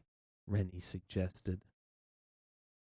Shouldn't we ask Coach McMaster? Jordan wondered. Suddenly, it was his plan, too, Rennie noticed. I'll run it by him, Rennie agreed. But you guys, you've got to think positive, okay? Let's keep the crush off balance from the opening whistle. Like you already said, we can't beat them playing our usual way, and we've got to beat them one way or another. Page 64. Henry and Chuck looked at each other, then nodded. They bumped fists with Rennie on it. Even Jordan Wu stuck his hand in. And don't let me hear any more whipped dog talk, Rennie said. Okay, Captain, Henry said with a grin. Crush the crush. Yeah, Chuck said. All right, Rennie said, and ran off to talk to the coach about his idea. Captain. Henry had called him captain. Of course, he wasn't really team captain. Isaac Mendez was. But for the past 2 games, he'd been the team scoring leader, its spark plug, keeping them in the playoff hunt, in spite of the real captain's injury. It was fine with Rennie if they wanted to call him captain. Where was Coach McMaster anyway? Rennie looked around and spotted him at the other end of the field with some other players. Rennie ran toward them. All of a sudden, a hulking, red-haired figure stepped out from behind a tree by the side of the field. Harding! It was Turk Walters, the kid on the Orange Crush who had smacked into Chuck Mathis the last time the 2 teams played each other. Rennie didn't like the look of this at all. What did Turk want with him? Rennie decided to keep going. "Hi, Turk," he said as he went by. "Can't talk now." "Yo, Harding, I'm talking to you," Turk yelled, grabbing Rennie by the shoulder and spinning around to face him. "Look, I'm in the middle of practice," Rennie said, trying not to panic. "What do you want?" "I only need a minute," Turk said with a smile. "I just wanted to let you know. Tomorrow, you're dead meat." He held tightly onto Rennie's shoulder, squeezing a little. Rennie winced. "What do you mean?" he asked, his voice quivering a little. "I hear you're the new big man on the Blue Hornets, and it's my job to cut big men down to size, okay?" Rennie winced again as Turk's grip grew even tighter. "You better be prepared to get slammed around," Turk said. "Because if you come my way, I'm going to stop you stone cold." "Long as you play fair," Rennie said, trying in vain to pull away. "Fair?" Turk smiled, even laughed a little to himself. "Yeah, I heard of that. It rhymes with square. See you tomorrow, punk. You better be ready." With a shove, Turk released Rennie and moved off into the shadow of the trees. Rennie watched him disappear. He was shaking with anger and fear. Should he tell Coach McMaster what Turk had just said? No. Then the coach might pull Rennie from center striker position just to avoid any possible trouble. Rennie decided to say nothing. He went over to where his stuff was at the side of the field. He gathered it all up, then started to walk home. Coach and the others would wonder why he'd left early, but Rennie didn't care. All the energy had been drained out of him by his encounter with Turk Walters. Suddenly, he was even more afraid of the Orange Crush than his teammates had been. "Come on, suck it up," he told himself, still shaking all over. "He's not gonna really do anything." Yet, deep inside, Rennie wasn't so sure. Turk had a reputation for playing rough, and he'd come right out and threatened Rennie. Rennie told himself not to back down. He just hoped that when the time came, he'd have the courage to stand his ground under fire. That's what Bryce McCormick would do, he reminded himself. Chapter 10, page 68. Bryce didn't need an alarm to wake up the next morning. He was up at 8 sharp and out of the house by 9. His mother hadn't even woken up yet. So he rode his bike down to the dew-covered field, drawn there as if by a magnetic force. Rennie Harding was playing at 9:30. So was Turk Walters. And Bryce had finally made up his mind to do something about it. He liked the kid, he realized now. Sure, Rennie was kind of naive and innocent, but he was also genuinely nice. Besides, Rennie's dad had left the family, just like his own father had. And though Bryce's father had been gone for years and years, Rennie's had left only recently. That poor kid. Bryce knew how he must feel. No, he had to do something for Rennie. He couldn't admit to having schemed against him. But there was somebody else he could be straight with. And Bryce now sought him out on the sidelines. It was 10 minutes till game time, and Turk Walters was loosening up, banging into a tree for practice. Doesn't that hurt? Bryce asked him by way of saying hi.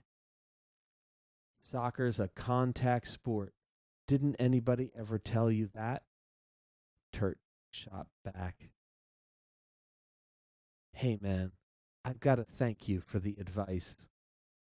I already tested it out on that kid, and he's shaking in his cleats, believe me.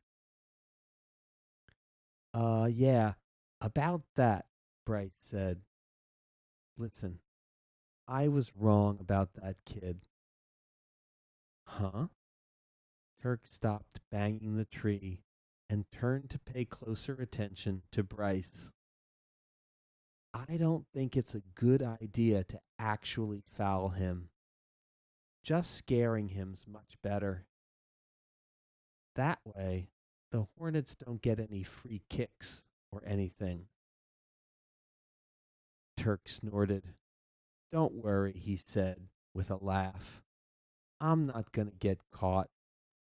I'm going to hit him when the refs aren't looking, when he hasn't got the ball. Yeah, but I still don't think. Hey, you know what? Turk said, taking a step toward Bryce. Enough already. Just shut up now and let me do the dirty work. Don't hurt him, Turk, Bryce said, holding his ground. Aw, poor Bryce. His heart is bleeding for the kid, Turk taunted him. So now you want me to forget the whole thing, huh? That's right, Bryce said. It's a bad idea, Turk. Let it rest, okay? Oh, okay. So why don't I go tell the kid it was you who gave me the bright idea? That would be right, wouldn't it? Bryce went cold. Turk laughed. Go take a seat and watch the show, Turk said. It's going to be real physical. And you'd better keep your mouth shut, understand? Bryce backed away. He headed for the wooden bleachers where the parents sat. feeling lower than a worm. If Rennie got hurt, he'd never forgive himself.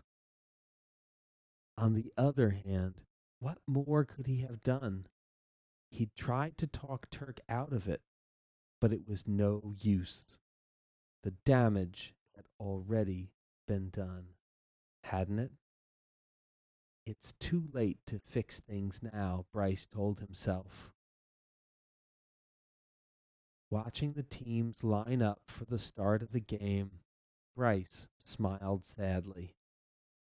He had been worried about facing Rennie Harding in the playoffs, but now he could relax. That wasn't going to happen.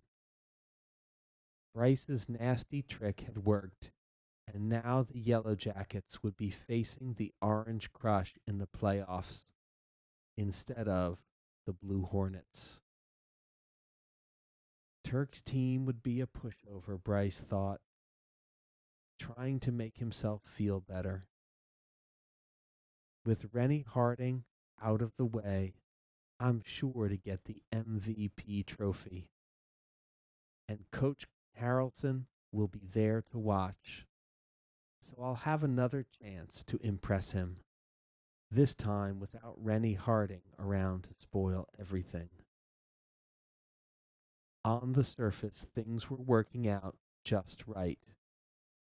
So why did he feel so miserable about it? Why couldn't he shake off this horrible, guilty feeling? The whistle blew, and Bryce looked up. The game had begun. Good. A chance to forget his troubles for a while. Just so long as Turk didn't hurt the kid. Chapter 11, page 72. Rennie was riding high. His plans for an all-out rush into the crush zone right at the opening whistle had paid off big time. The crush defenders were taken off guard, faced with a 5-man rush before they'd even gotten set. The result was an easy goal by Rennie and a 1-0 lead before the first minute of the game was passed. Now we go back to our normal set, Rennie told his fellow frontliners. Hold your positions, but just keep kicking it downfield every time. We have to keep the play in their end. The whistle blew and play resumed, with the Orange Crush advancing with the ball. Knowing that a long kick was coming the moment one of those Blue Hornets got a foot on it, Rennie snuck downfield behind the Crush attack, just outside the Crush zone, so he wouldn't be called offside. There, any minute now. Oof. Suddenly, Rennie went flying through the air, hit by what felt like a battering ram. He landed with a thud, banging his left knee against the hard, dry turf. He got up slowly and looked around to see Turk Walters retreating back into his own zone. Rennie tried to put some weight on the knee. It hurt, and he limped around, trying to walk off the blow. He waved to the ref for a whistle, but the ref didn't see him. He called to the coach to take him out. Gotta get a whistle first, Coach McMaster called back. You okay? Rennie shook his head, then tried to run over to the sideline so he could get out of the way of the oncoming rush. Injury timeout, Coach McMaster yelled as the ref ran past. The ref blew his whistle and Rennie limped across the line, then flopped to the ground. His knee was bleeding, but it didn't look too bad. From the receding pain, Rennie sensed that he'd be okay in a minute or so. And that's what he told the coach. "I got fouled," he said, "but I'm okay." Page 74. "Okay, I'll get you back in there," the coach said. "Meanwhile, clean that off and get a bandage on it.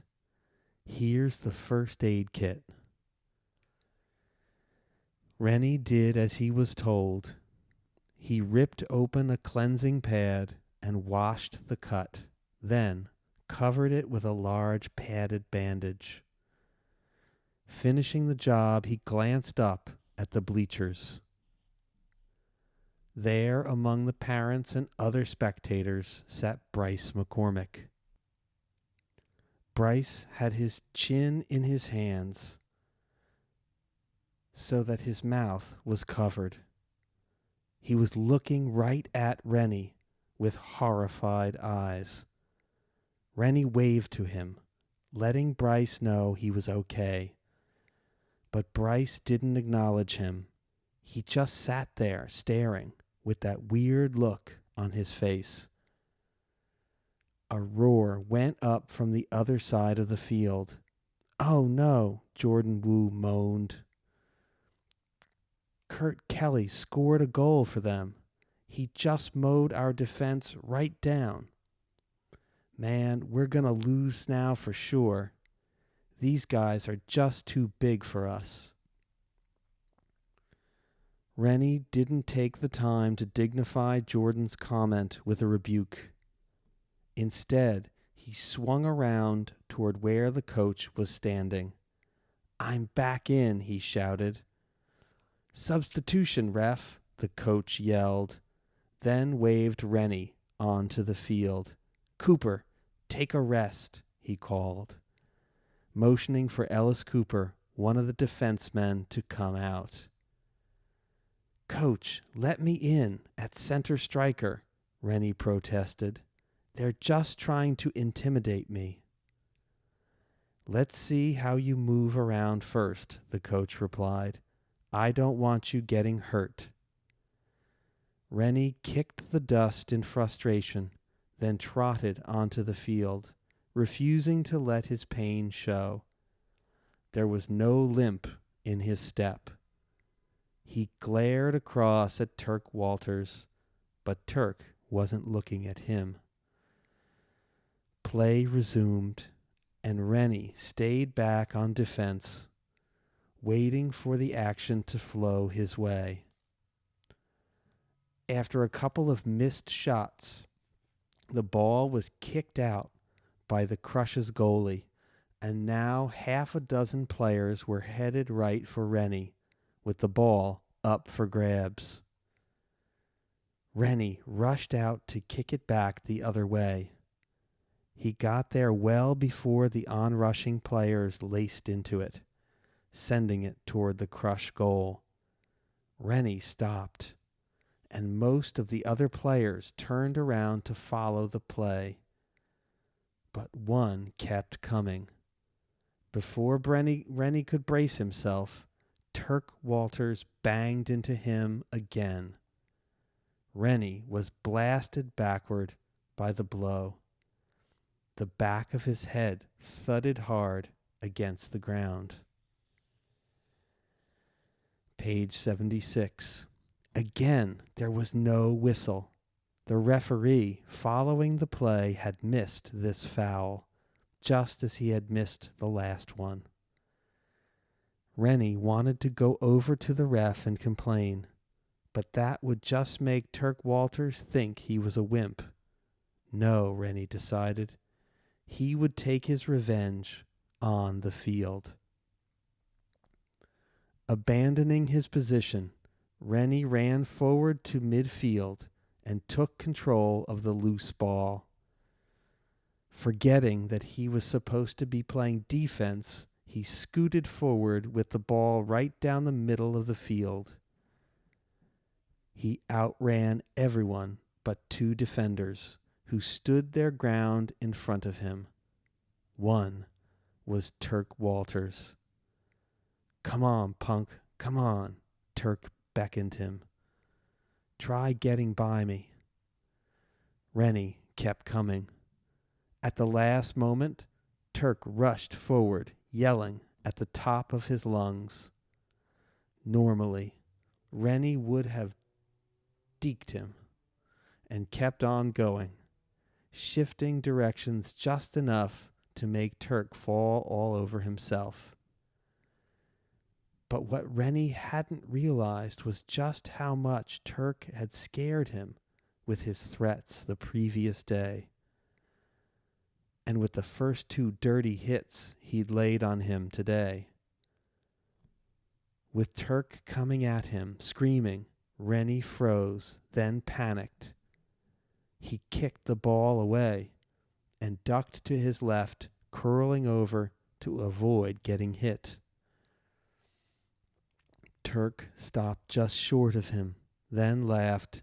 "Chicken," he said. Rennie looked to see what had happened to the ball. It was being rushed back upfield by the crush, right past his own abandoned defensive position. In no time, the goal was scored, and it was 2-1 in favor of the crush. "Good going, punk," Turk said. "You just cost your team a goal." He laughed nastily. Rennie heard it as he trotted back to his own sideline. "Coach, Sit down and take a rest, Rennie," Coach McMaster said. "You were supposed to be playing defense. What happened? Who told you to play center striker? And if you're going to do that, at least take the shot. Don't pass it away to somebody who isn't there." Coach had never talked to him like this before. Truth was, he hadn't had to, Rennie realized. Page 78. "You looked like you were afraid to get hit again," the coach said. "You can't play afraid, Rennie. This is a contact sport." "He was fouling me, Coach," Rennie protested. "Twice he hit me when nobody was looking. That's how I hurt the knee." The coach looked back at him soberly. "You're saying he hurt you deliberately?" "Uh-huh." "Which kid?" "Number 8, Rennie said. Turk Walters." "I'll say something to the ref at halftime," the coach said. "Meanwhile, rest that knee. I'll put you in for the second half." "But I need to get back in there." Just then, another roar came across the field as the crush scored again. 3-1. "We're dead," Jordan Wu said. "We are such toast." "Shut up, Jordan," Rennie said, irritated more at himself than his teammate. We've still got time to come back. You've got to believe, Jordan. You've got to believe.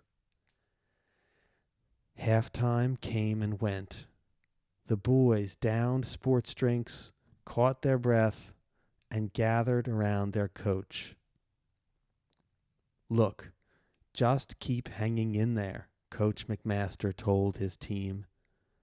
"We're only down by 2 goals. We're going to try to find Rennie 1-on-1, okay? I spoke to the ref just now about the boy who's been fouling him. We're going to see if we can get a call, maybe get a penalty shot. You okay with that, Rennie?" "You bet, Coach," Rennie said. He'd been thinking about what Bryce McCormick had told him out on the trail the day before. "Be a little more aggressive," he'd said, "or the other teams might try to intimidate you." Well, they'd succeeded, Rennie had to admit. But the game wasn't over yet. Remembering what Bryce had told him about doing the unexpected, Rennie made up his mind to take the shot if he had it. Since the crush had to be thinking, he was scared of getting hit. Try to be more selfish, Bryce had told him. Gotta keep surprising them. Page 80. Yes, he was going to be more selfish this half. Coach had set up the play for him, and if Turk hit him now, everyone would be watching. He looked up at the bleachers. Bryce was gone. Oh well, Rennie thought. It was nice of him to watch part of the game anyway. He ran out onto the field as fast as he could, getting a loud cheer from his psyched-up teammates as they followed him. As soon as the Hornets got control of the ball, they set up to feed Rennie in the offensive zone. Turk Walters watched and waited, muttering so Rennie could hear him. Come on, punk, come on. I've got you. The ball came to Rennie. He dribbled toward Turk, who rushed at him again, yelling like a banshee. Rennie kept charging. At the last minute, he grabbed the ball between his shins, at the same time executing Bryce's flying spin move. He'd tried it out in the driveway before heading for the field that morning. The move worked. As he came out of the spin, he was almost past the startled Turk. Instinctively, though, at the last instant, Turk stuck out his foot and tripped Rennie. It was nothing compared to the fouls he'd committed in the first half. But this time the ref and everyone else was watching. Rennie fell and the ball spun free. The whistle blew harshly. Turk jumped up into the air, yelling as if he were in pain. No, he said, it was a clean hit. Penalty shot, the ref said. Flagrant foul in the zone. Let me take the shot, Rennie said to his teammates. I've got a stronger shot, John Singleman pointed out. I'm taking it, Rennie insisted. I'm the one who got fouled, and I'm going to put it in. Without waiting for an argument, Rennie raised his hand and went over to where the ref had placed the ball. He backed up a few paces, measuring them off carefully. Then he sized up the goalie and took a deep breath. Rennie ran at the ball and reared his foot back to kick. At that split second, the goalie leaned to his left ever so slightly. That was the direction Rennie had been planning to kick the ball. In mid-kick, he diverted his foot just a little so that the ball glanced off the side of his foot near the little toe. The goalie, prone on the ground after a fruitless leap to stop a kick that never came, watched the ball trickle in behind him. The Hornets leaped into the air, screaming their heads off. Lucky shot, some of the crush called out. He muffed it. Rennie turned to them. Nothing lucky about it, he said, before high-fiving his teammates. Less than a minute later, Rennie was at it again, leading a rush right through all three defensemen. Rennie's shot hit the post, but caromed right back to John Singleman, who shot it home. The score was tied 3-3, all thanks to Rennie's new selfishness. A few minutes later, after an attack by the Crush had been turned back, Rennie found himself up against Turk again. He put his body between Turk and the ball, cradling it, pushing back against Turk to make him give ground. That got Turk's temper up, as Rennie hoped it would. The big defenseman gave Rennie a hard shove. "Get off me," he yelled. The ref's whistle blew. "Number 8, orange. That's your second flagrant foul. You're out of the game." "What?" Turk exploded. "He hit me first." The ref blew his whistle again and pointed toward the sidelines. Turk backed off, still staring furiously at Rennie. Let him steam, Rennie thought happily. He can't touch me now. With very little time left and the score still tied, Rennie knew that Turk's ejection had given him the chance he had been waiting for. Getting to the ball, he kicked it as far as he could toward the crush zone, then ran for all he was worth to catch up with it. John Singleman was already there, trying to get around the defense. Rennie got free and called for the ball. John passed it to him. All second half, whenever he'd gotten the ball in the zone, Rennie had taken the shot. Now, when the Crush rushed up to deny him, he remembered Bryce's advice to keep them off balance. Rennie lifted the ball with his foot and headed it over the defenders, right to Brian Cardone, who was on the right wing. Brian quickly turned and shot. The ball went just past the goalie's outstretched hand and into the net. At that very moment, the ref's whistle blew 3 times, signaling the end of the game. The Blue Hornets had won.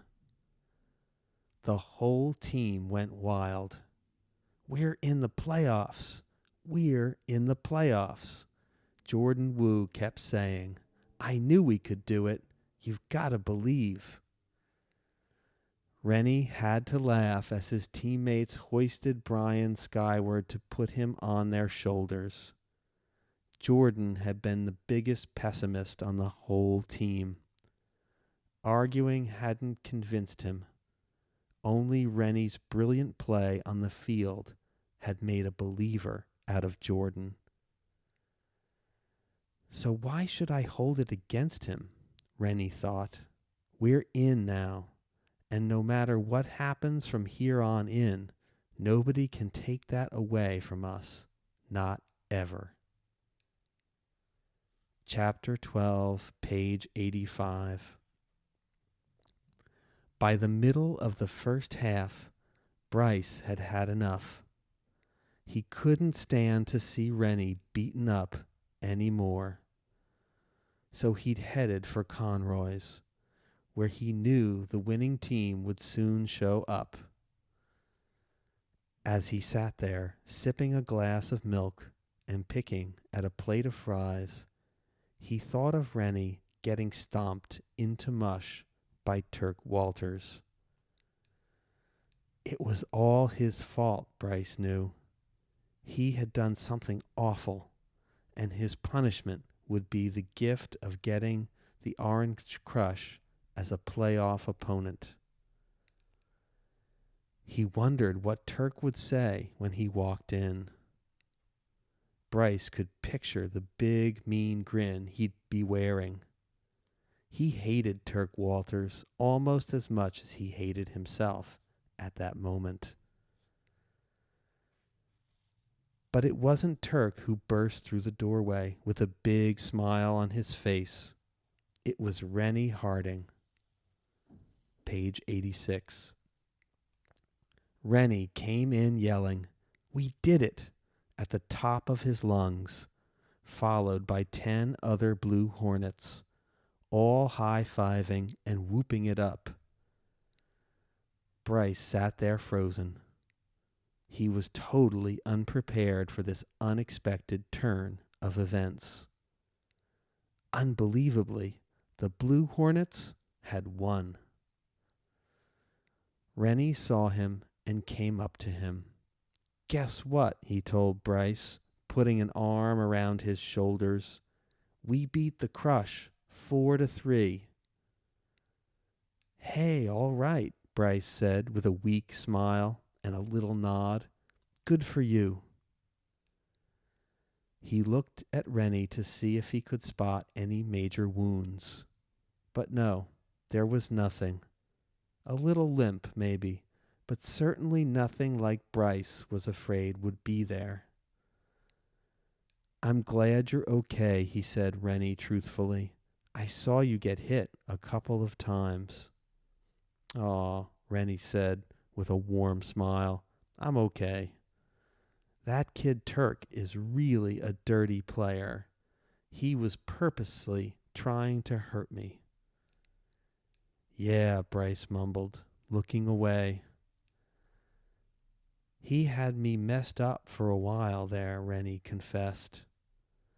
"I was starting to shy away from the action, but then I thought of what you told me." "Me?" Bryce turned to look at Rennie again. "Don't let them intimidate you," you said. Rennie reminded him. "You were my inspiration out there today." He clapped Bryce on the back. "So now we get to face off in the championship series. It's going to be so cool. 2 out of 3, Blue Hornets and Yellow Jackets for the title. I can't wait." "Me neither," Bryce said, his mood darkening. "You and your big mouth," a voice inside his head said. "First you set Turk after him, who probably would have gone after him anyhow.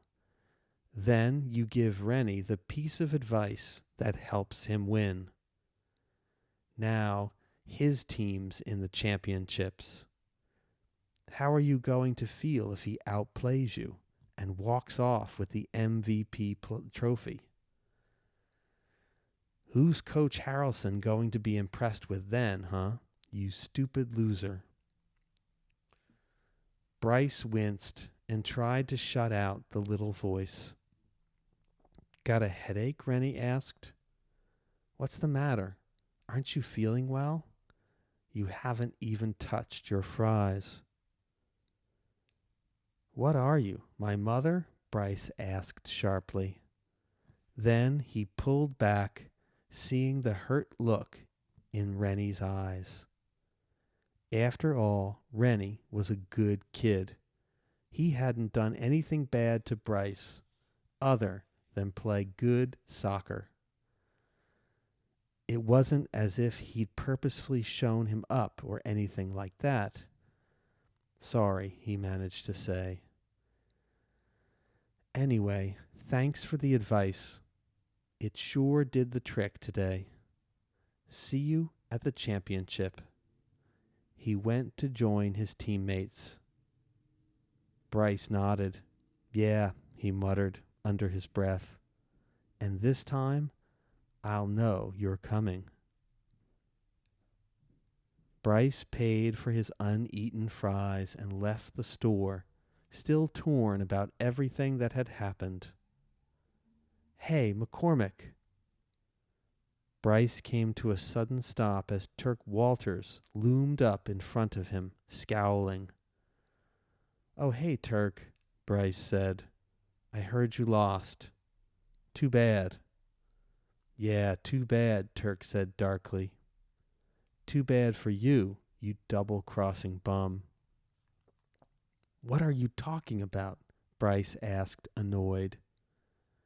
"That was some great advice you gave me, Turk said. You lost us the game, jerk. Oh, yeah? How did I do that? Bryce asked, not giving an inch. Your advice got me kicked out, that's how, Turk shouted. First, it gave them a penalty shot, which that kid Rennie converted, by the way. Then I had to watch from the sidelines while they scored the winning goal. You think they would have scored if I'd been out there? I don't know. Probably, Bryce said. That kid Rennie's good. Besides, I didn't tell you to foul him dirty. You did that on your own. Face it, you should have listened to me when I told you to forget the whole thing. For a minute, Turk looked as if he were going to haul off and take a swing at Bryce. But evidently, he decided Bryce was too tough. I'm going to get that kid, he growled, kicking the dirt. You'd better leave him alone, Bryce said. What are you, his protector or something? Turk wanted to know. He's a good kid, Bryce said. You leave him alone, or I'm going to have something to say about it. You hear me? Turk's eyes narrowed as he stared back at Bryce. He nodded menacingly, then walked right past Bryce, muttering, I hear you, McCormick. I hear you all right. Bryce looked after him, shaking his head. Turk's a real loser, he thought. Rennie Harding has 100 times more going for him. Bryce thought about the upcoming championship series. Only one team would come out the winner. He and Rennie might never meet head on because they'd both be playing on the front line. But it would still be a contest between the two of them. Each was his team's best player, the one the team looked to when a crucial score was needed. There would only be one MVP. Coach Harrelson would be watching every game, and he would remember how each boy played when it came time to select the JV team's center striker next fall. Bryce wasn't worried or scared, just determined. He walked up his front steps, smiling. This was going to be interesting. May the best man win, he said to himself. Chapter 13, page 91.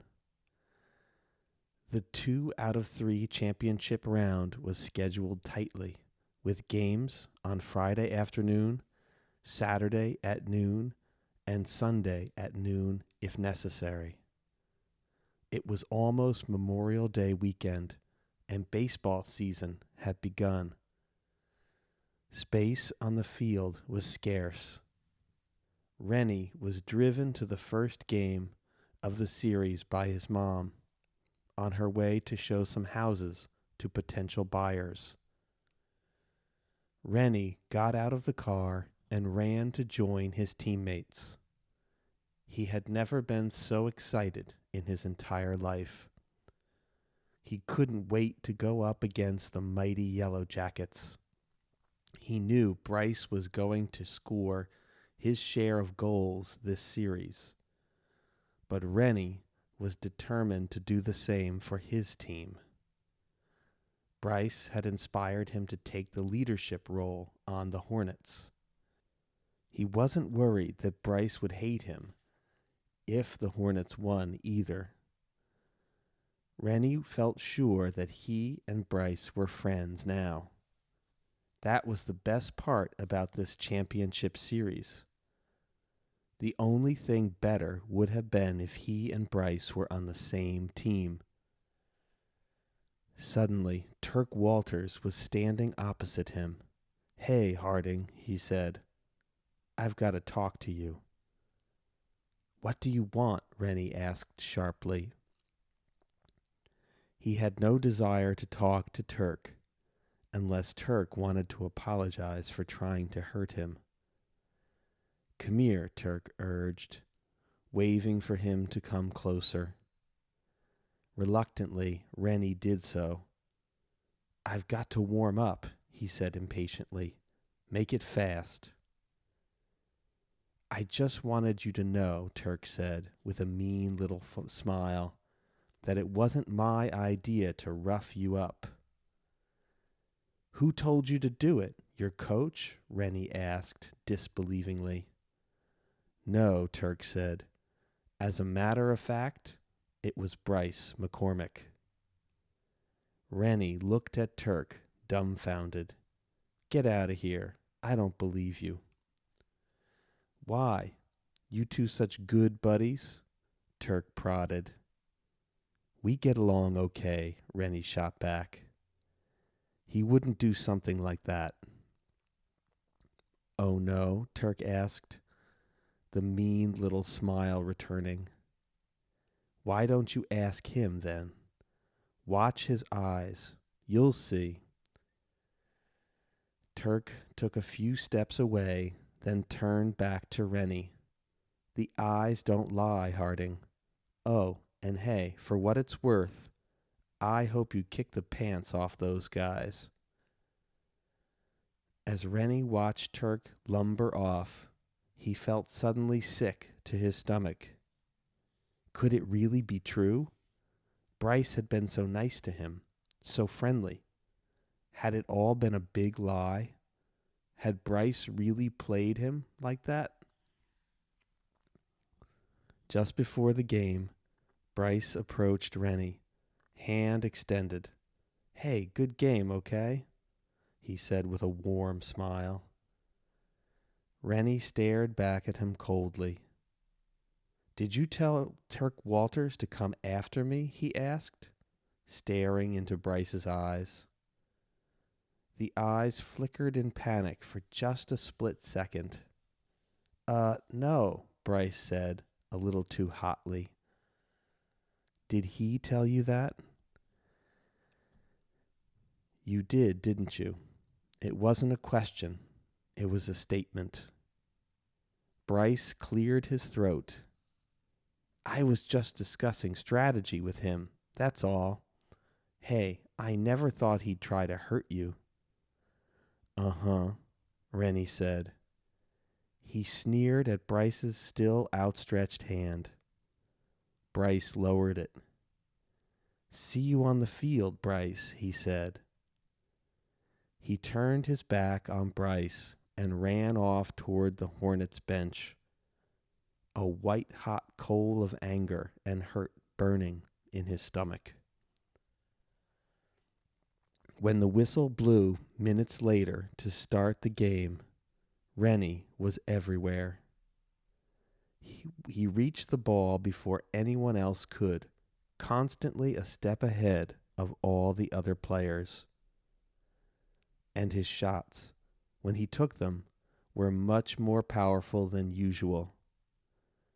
Before 10 minutes had passed, he had already scored 2 goals and just missed on a third. After each goal, Rennie looked over at Bryce and caught his eye. Then he pointed straight at him, as if to say, "In your face." Bryce stared back at him, and Rennie could see that he was angry too. But Rennie didn't care. He was on a rampage, and nothing was going to stop him until he rubbed Bryce's face in it for betraying him like that. After the second goal, Bryce controlled the ball for the Yellow Jackets, driving the play into the Hornets' zone. Rennie saw an opportunity and sneaked up on Bryce from behind, diving and spearing the ball with his foot. Bryce lost control of the ball, and it went straight to Jordan Wu, who was playing some of his rare minutes on defense. Jordan wound up and kicked it hard. For once he hit the ball square, and it floated over everyone's heads back downfield. Rennie was right behind it, racing to take possession. He ran the length of the field, bearing down on the goalie. Only one defender stood in his way. Rennie froze him with a fake to the left, then went around his right side, unimpeded. He kicked the ball straight up to the height of his head, then made as if to head the ball into the goal. Out of the corner of his eye, he saw the goalie commit himself to the left. So when the ball hit the ground in front of his foot, Rennie kicked it to the right side of the net. The stunned goalie never had a chance. Rennie could hear the roar of approval, and it was coming from both sides of the field. As he trotted back toward the center line, he gave a little wave of acknowledgement. They were cheering for him. His anger drained right out of him, replaced by a deep sense of satisfaction. Bryce had betrayed him, but he'd also been Rennie's inspiration. And now Rennie was getting his revenge in the best possible way. Chapter 14, page 97. At first, when Rennie accused him, Bryce felt guilty. When Rennie had scored his first goal, Bryce figured it was only right, considering. Even the pointing didn't bother him much. But when Rennie had shown him up like that, stealing the ball from him and going all the way with it, Bryce had had enough. The score was 3-0 already, but there was still another half to play. We just have to be patient, Bryce told his teammates, and wait for our opportunities. Follow me into their zone. I'll try to create something. When the second half began, Bryce went out to the center circle, expecting to see Rennie facing him down. But Rennie was not there. It was John Singleman instead. So where was Rennie? Bryce looked around for him. There he was with the midfielders. What was going on, he wondered. Bryce soon found out.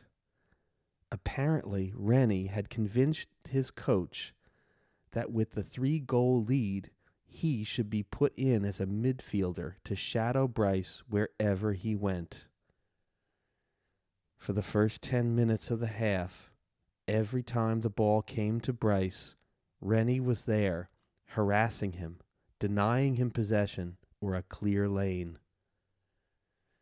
The only thing Bryce could do was to pass the ball away under the ferocious pressure. Bryce could see that if this kept up, the game would end with the score just as it was. I've got to break out of this, he told himself. He knew that if he succeeded in getting deep into the Hornets' zone, Rennie would have to abandon position to follow him. That would leave one of the Yellow Jackets' midfielders unguarded. Bryce took the ball and forced it forward, trying to run around Rennie. But Rennie, with his speed, kept cutting Bryce off. Finally, Bryce had had enough. He gave Rennie a sharp shove with his forearm, creating some elbow room between them. The way to the Hornets' zone was open, but before Bryce could take advantage of the opportunity, the ref's whistle blew, and he pointed to Bryce, indicating a foul. What? Bryce leaped into the air in sheer frustration. He was all over me, ref. The ref just shook his head. Flagrant personal foul, he said. Free kick, blue. No, Bryce yelled, banging his knees in frustration. Eric Dornquist tapped him on the shoulder. You're out, Bryce, he said. I'm in for you. Bryce looked up, then over at the sideline. Coach Hickey was motioning him off the field. Bryce couldn't believe it. He walked slowly toward the sideline. Come on, the coach urged him. Hustle, Bryce. What's the matter with you? He set me up for that foul, Coach, Bryce complained. And you fell for it, Coach Hickey replied, shaking his head. If you'd stop hogging the ball for once and get your teammates into the flow, this stuff wouldn't happen. They both turned their attention to the field, where Rennie's free kick had turned into another goal. This time scored by Henry Wilkes. 4-0, the coach said sadly. I can't believe this. Neither could Bryce. The first game was shaping up to be a first-class nightmare, all because Rennie had found out the truth about him and Turk Walters. Did you see that shot he took in the first half? Bryce knew that voice. He turned to see Coach Harrelson talking with another man. Both of them had notepads and pens. They were looking out on the field, where Rennie Harding was dancing around with the ball again. I thought you said he had a weak shot, the other man said. Guess I was wrong, Coach Harrelson said. Or else he's getting better with age. The two men laughed, and Bryce felt tears filling his eyes. He sank down on the bench and turned away from them. A minute later, defenseman Steve Weintraub came out of the game and sat down with him. This really stinks, he said to Bryce. Tell me about it. Say, who's the guy with Coach Harrelson? Bryce asked. Don't you know him? Steve asked. That's Coach Johnson. He runs the high school varsity team. Oh, great, Bryce said. Just great. Just when he thought things couldn't get any worse. It was a mercy when the final whistle blew. No other goals had been scored, but the first game of the championship had been a massacre all the way. The kid had drawn first blood. Bryce sat there steaming, thinking not about the past, but about the future. I'm not through yet, he swore to himself. It's not over till it's over, Rennie Harding.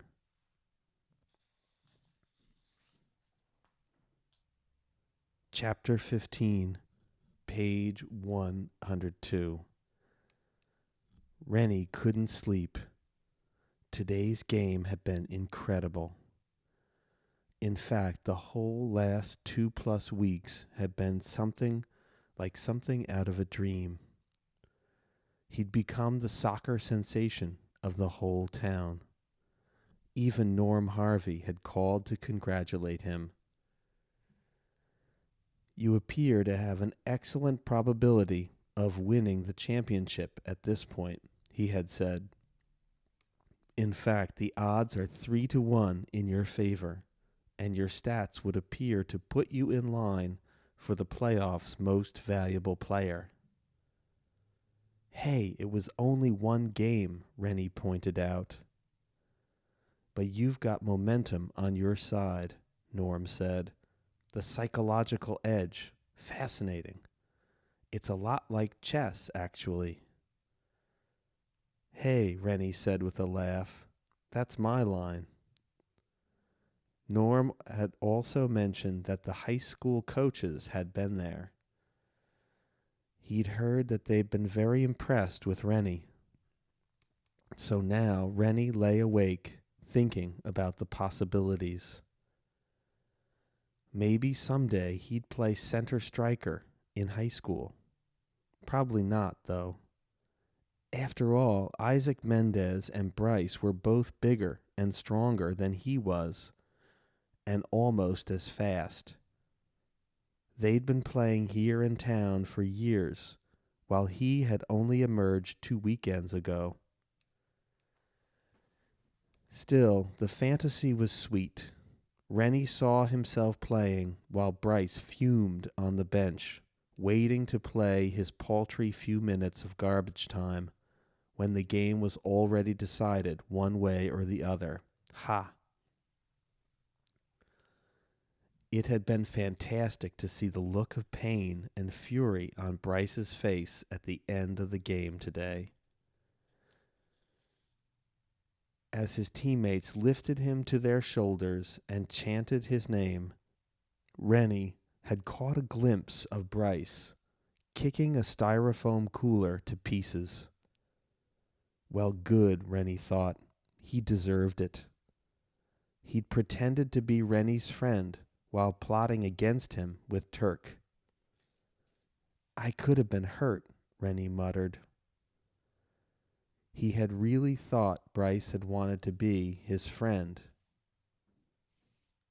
What an idiot I was, Rennie said to himself bitterly as he stared at the glow in the dark stars on his ceiling.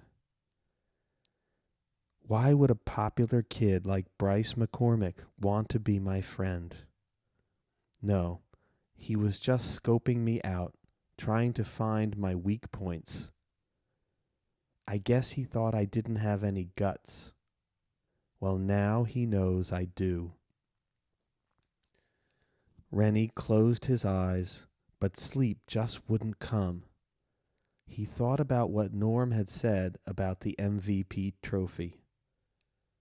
It would be nice to get, he conceded.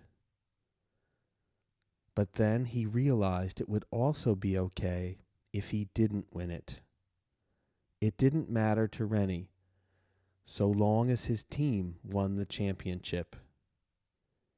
He'd had so much success already. It was beyond what had been his wildest dream at the start of the season. But Bryce, he's probably been counting on winning the MVP trophy all season, Rennie whispered in the dark. All at once, he felt he understood what had made Bryce seek out Turk Walters. He was desperate, Rennie thought. I guess it means more to him than it does to me. And I'll bet when Isaac got hurt, Bryce thought the championship was in the bag. And then I came along. Suddenly, Rennie didn't feel angry with Bryce anymore. Maybe Bryce had suggested to Turk that he foul Rennie hard. But a kid like Turk wouldn't have needed much encouragement. There was one thing Rennie didn't understand, though. Bryce had sicked Turk on him, but then he had encouraged Rennie to be more aggressive on the field. Was it possible Bryce had had second thoughts about his dirty little trick? If he had, then he couldn't have helped Rennie more. Without Bryce's inspiration, Rennie would have never raised the level of his game so quickly. He had always been timid on the field. He realized that now. And he would never be timid on the field again, thanks to Bryce. Today must have been one of the worst days of his life, Rennie breathed. If the Blue Hornets won the championship tomorrow, Rennie promised himself that he wouldn't rub it in Bryce's face. But something told him this playoff wasn't going to be that easy, that he hadn't heard the last of Bryce McCormick. Chapter 16, page 106. Bryce lay in bed, unable to sleep.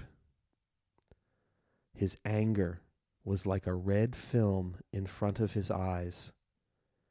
He tossed and turned, burning for revenge. His whole life he had been a winner. Now, all of a sudden, he was in danger of being not only a loser, but the GOAT. If the Yellow Jackets didn't win the championship, everyone would think it was Bryce who had choked under pressure. He was good, they'd say, but not good enough. If the Blue Hornets beat them tomorrow, Rennie Harding would win the MVP trophy. No doubt about it. And Coach Harrelson would pick Rennie Harding to be JV center striker next fall. Bryce would ride the bench. He would sit there hoping Rennie Harding would go down with a broken ankle, just the way Isaac Mendez had, so that Bryce would get his chance. Bryce made a face. I really am a loser, he said out loud. I nearly got the kid hurt once already. Now here I am thinking about him getting injured. He sighed. I was the best soccer player in this league. So how come he's playing better than me? How come his team won today? He realized he'd never asked himself these questions before. It wasn't that Rennie had more talent. Bryce was stronger, bigger, more of a natural athlete. But Rennie Harding was thinking ahead and working with his teammates. Not being a hot dog like me, Bryce mused, recalling Coach Harrelson's description of his play. Rennie was the best player on his team, like Bryce. But unlike Bryce, he didn't ignore his teammates and try to do it all himself. All at once, he wasn't mad at Rennie anymore. It had come to Bryce that in order to beat the kid, he had to play like him. Rennie expected Bryce to hog the field, not give one of his teammates a chance for glory. Well, Rennie and his Blue Hornets were in for a surprise. Tomorrow, Bryce was going to pull his team back into this thing by playing soccer Rennie Harding's way. Chapter 17, page 109. The following morning, Rennie woke up feeling tired. He hadn't slept much, and his stomach was churning restlessly. He went downstairs where his mom had made him some pancakes, but the smell of them had made him feel even sicker. I'm not hungry, he told her, pushing his plate away. Are you okay? His mom asked, concerned, coming over to him and feeling his forehead for a fever. You don't feel hot, but maybe you ought to get back in bed and rest today. Are you kidding me? Rennie blurted out. I have to be at the game. Okay, I know it's very important to you, his mother said soothingly, but your health is important too. Page 110. I'm not sick, just tired and a little nervous. Just then the phone rang. His mother answered it, And when she heard the voice on the other end of the line, her expression darkened. "Oh, hi," she said unenthusiastically. Then she held out the phone to Rennie. "It's your father," she said. Rennie jumped up and took the phone from her. His mom busied herself around the kitchen, making a lot of noise with pots and pans. "Hi, Dad," Rennie said. "Hey, sport," his dad's voice came over the line. "How's everything going?" "Pretty good," Rennie said. "My team's in the soccer finals." "Yeah, that's fantastic. I'll bet you win, too." "Are they still letting you start?" "Yeah, I'm starting every game," Rennie said. "Good for you. What happened to the other guy ahead of you? Didn't you say you were third string?" "I was, but he wasn't there one day, so I got to play, and I'm still playing." "That's my boy," his dad crowed. "I taught you well, I guess, huh?" "I guess. If you come to our game today, you could see just how well. What do you say?" Rennie waited hopefully. "I wish I could," his dad said sadly. "But I'm leaving for New York tonight. Got a big business meeting there on Monday." "That's okay, Dad," Rennie mumbled. "I understand." "No, it's not okay, darn it," his dad said.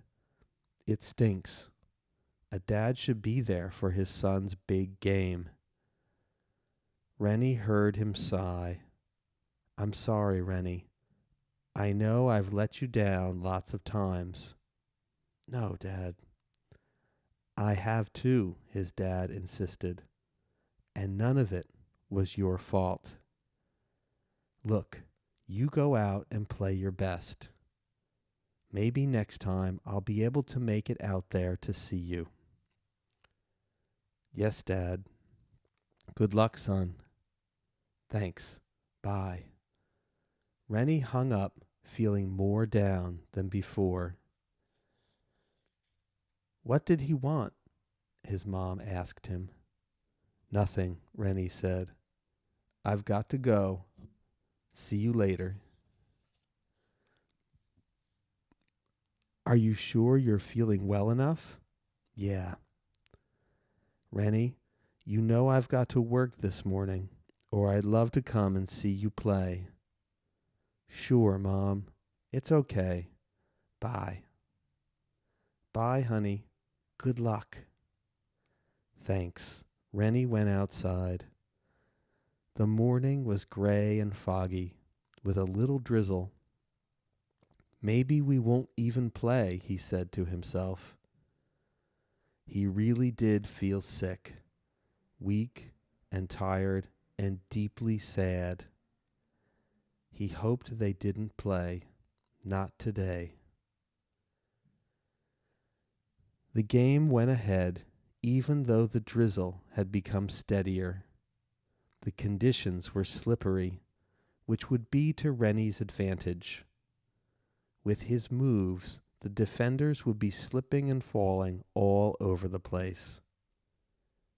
"We're gonna be champions," Jordan Wu was bragging on the sidelines as the players lined up.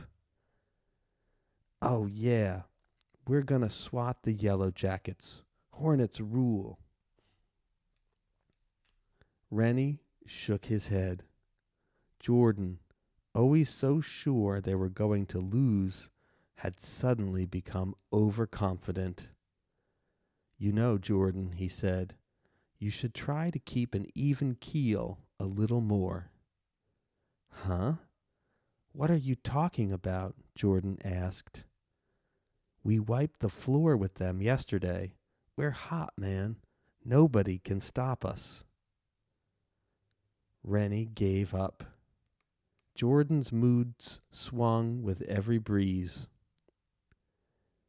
He could see Bryce warming up across the field. Bryce seemed intensely focused today. He looked totally unaware of his surroundings as he practiced his shots. "This isn't going to be easy," Rennie murmured under his breath. It wasn't. When the starting whistle blew, Bryce took immediate control. He quickly drove the play into the Hornets' end. Rennie waited for the ball to come back toward midfield, but it didn't. Bryce got off 3 shots in a row, and the third found its mark. A big kick that had Chuck Mathis ducking for cover. Rennie led a drive on the next possession, but Sam Plummer, the Yellow Jackets goalie, made a big save and sent the ball back downfield. Bryce again led a rush, but this time, to Rennie's amazement, he drew the defense to him, then found the open man on his left wing, Eric Dornquist, with a gorgeous pass.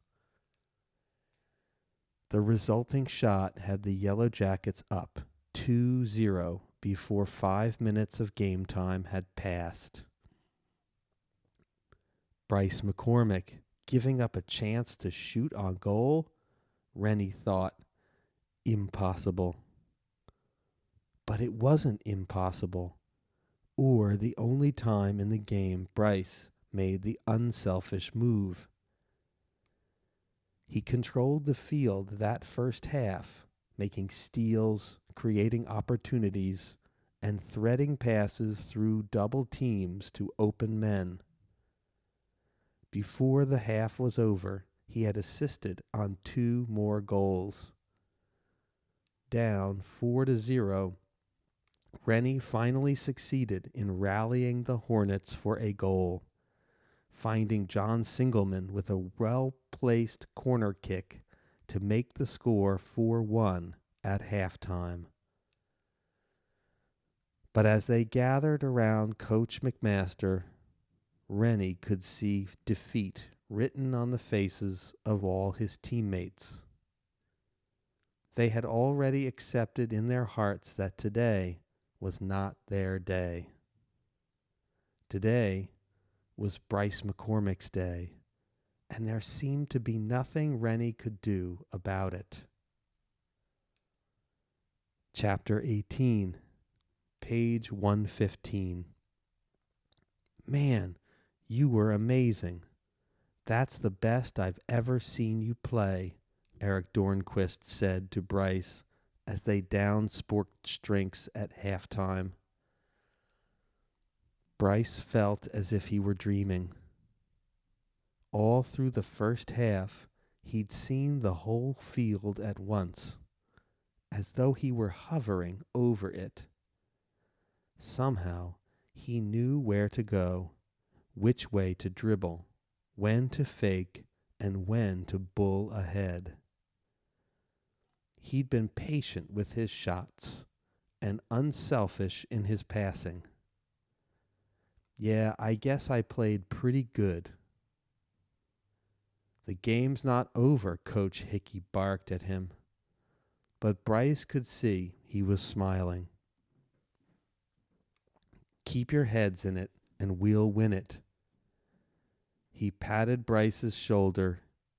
"That's my boy," he said fondly. Bryce grinned. When play resumed, he focused his energy out onto the field, muscling the opposing players aside to get control of the ball. Once he had it, he passed it off to the midfielders and tried to get open for the pass. Soon he was back in the groove. On the next play, he made a quick pass to Eric, then scooted ahead to receive the return pass. He got there just in time, and right near the goal. The shot was easy, too, right past the goalie before he could even leave his feet. Bryce let out a whoop as he ran back into position to await the start of play. Why had he been so worried all this time? Rennie Harding was an okay player, but put Bryce's best game against Rennie's, and it was no contest. The final score was 6-2. Bryce had scored 3 goals and assisted on the other 3. This time it was he, not Rennie Harding, who was carried off the field on the shoulders of his teammates. Rennie had finished the day with 1 measly goal and 1 assist. They were even now. Each boy had had 1 great game and 1 lousy one. Each team had beaten the other convincingly.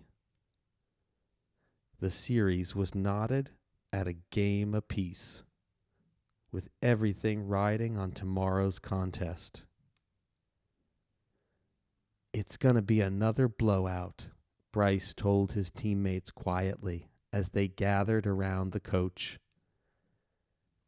Let's not let them get back into it now, Coach Hickey told his team. We've got the momentum. Let's not give up. Play the same game tomorrow as you did today, and we'll be the champions.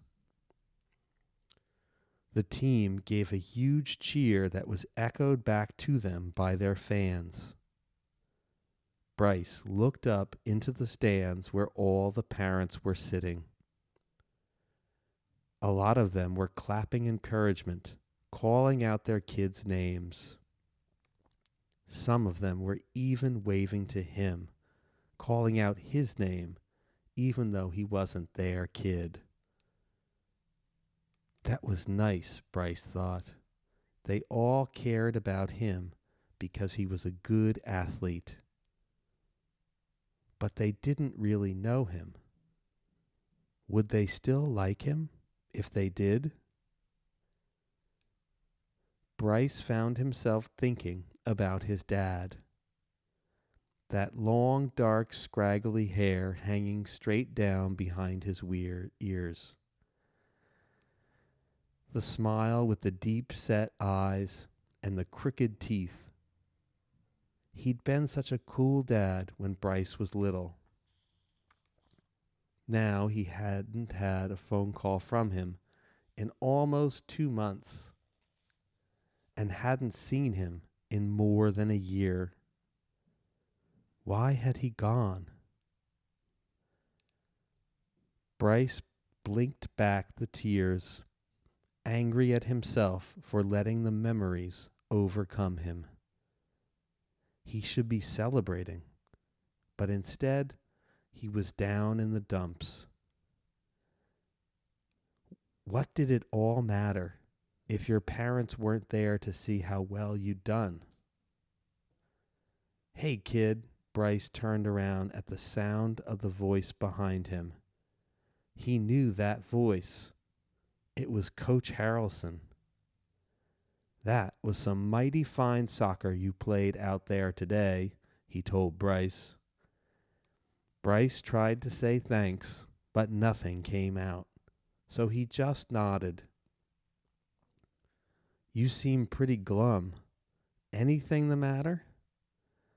The coach asked, his brow furrowing. Bryce shook his head and smiled. Good, Coach Harrelson said. You should be proud of yourself today. Not many boys have your kind of talent, and if you can keep using your head the way you just did, I see great things in your future. Great things. He stuck out his hand. Bryce reached out and shook it. Thanks, sir, he managed to say. I'll be back to see you tomorrow. Good luck out there. The coach winked, then turned and walked away. Bryce was floating on air. He looked across the field and caught sight of Rennie walking away, looking down at the ground as he went. He was alone. Apparently, his parents hadn't come to see him play either. To his surprise, Bryce found himself feeling sorry for Rennie and angry at himself for messing up what could have been a great friendship. Right then and there, he vowed that if he ever got the chance, he'd make Rennie see that he was sorry for having betrayed him. Chapter 19, page 120. Rennie had just gotten off the phone with Jordan Wu. For half an hour, he'd been trying to convince Jordan that the Hornets still had a chance to win the championship. Not unless Bryce comes down with appendicitis or something, Jordan had moaned. Did you see him today? Forget it. We've beaten them 2 out of 3, Rennie pointed out. I just had a bad game, that's all. You had a bad game? I don't call getting 2 goals a bad game. Ha! I wish I could score a goal just once. It was only 1 goal, Rennie corrected him. I dished off to John on the other one. Big deal, Jordan said. It was the rest of us who stunk up the joint. Did you see how our midfield and defense collapsed when Bryce came at them? Not really, Rennie said. I was busy trying to get free downfield. And on it went until finally he told Jordan that he had to get off the phone. The call had made his head swim, so he decided to go for a walk. Out of habit, he headed for the soccer field. He was rounding the corner of the clubhouse when he ran smack into Bryce. The 2 boys stared at each other. Hey, Bryce finally said. What's up? Rennie shrugged. Just decided to take a walk, that's all. Me too. Bryce squinted at the setting sun. Listen, wanna go get a bite to eat? Maybe Conroy's? Rennie was surprised but tried to hide it. Yeah, all right, he replied as nonchalantly as he could. Soon they were walking down the street, side by side, silently. Rennie waited for Bryce to say something. Finally, he did. I saw you after the game today. You looked kind of down. Page 122. Rennie shrugged. We lost, he said. I know, but, well, I noticed you were alone. Your mom didn't come down to see you. She works on Saturdays. She's a real estate agent. It's a big day for showing houses. Same with my mom, Bryce said, smiling sadly. She's in real estate too? Rennie asked. Nah, she works in a store, Bryce explained. Busy. Never has time to come see a game.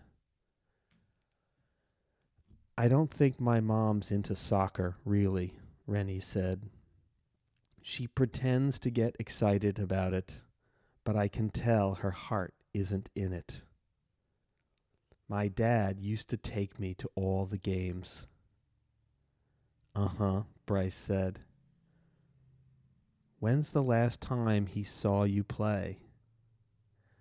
Last year in Haverford, Rennie said. What about yours? Third grade, Bryce said.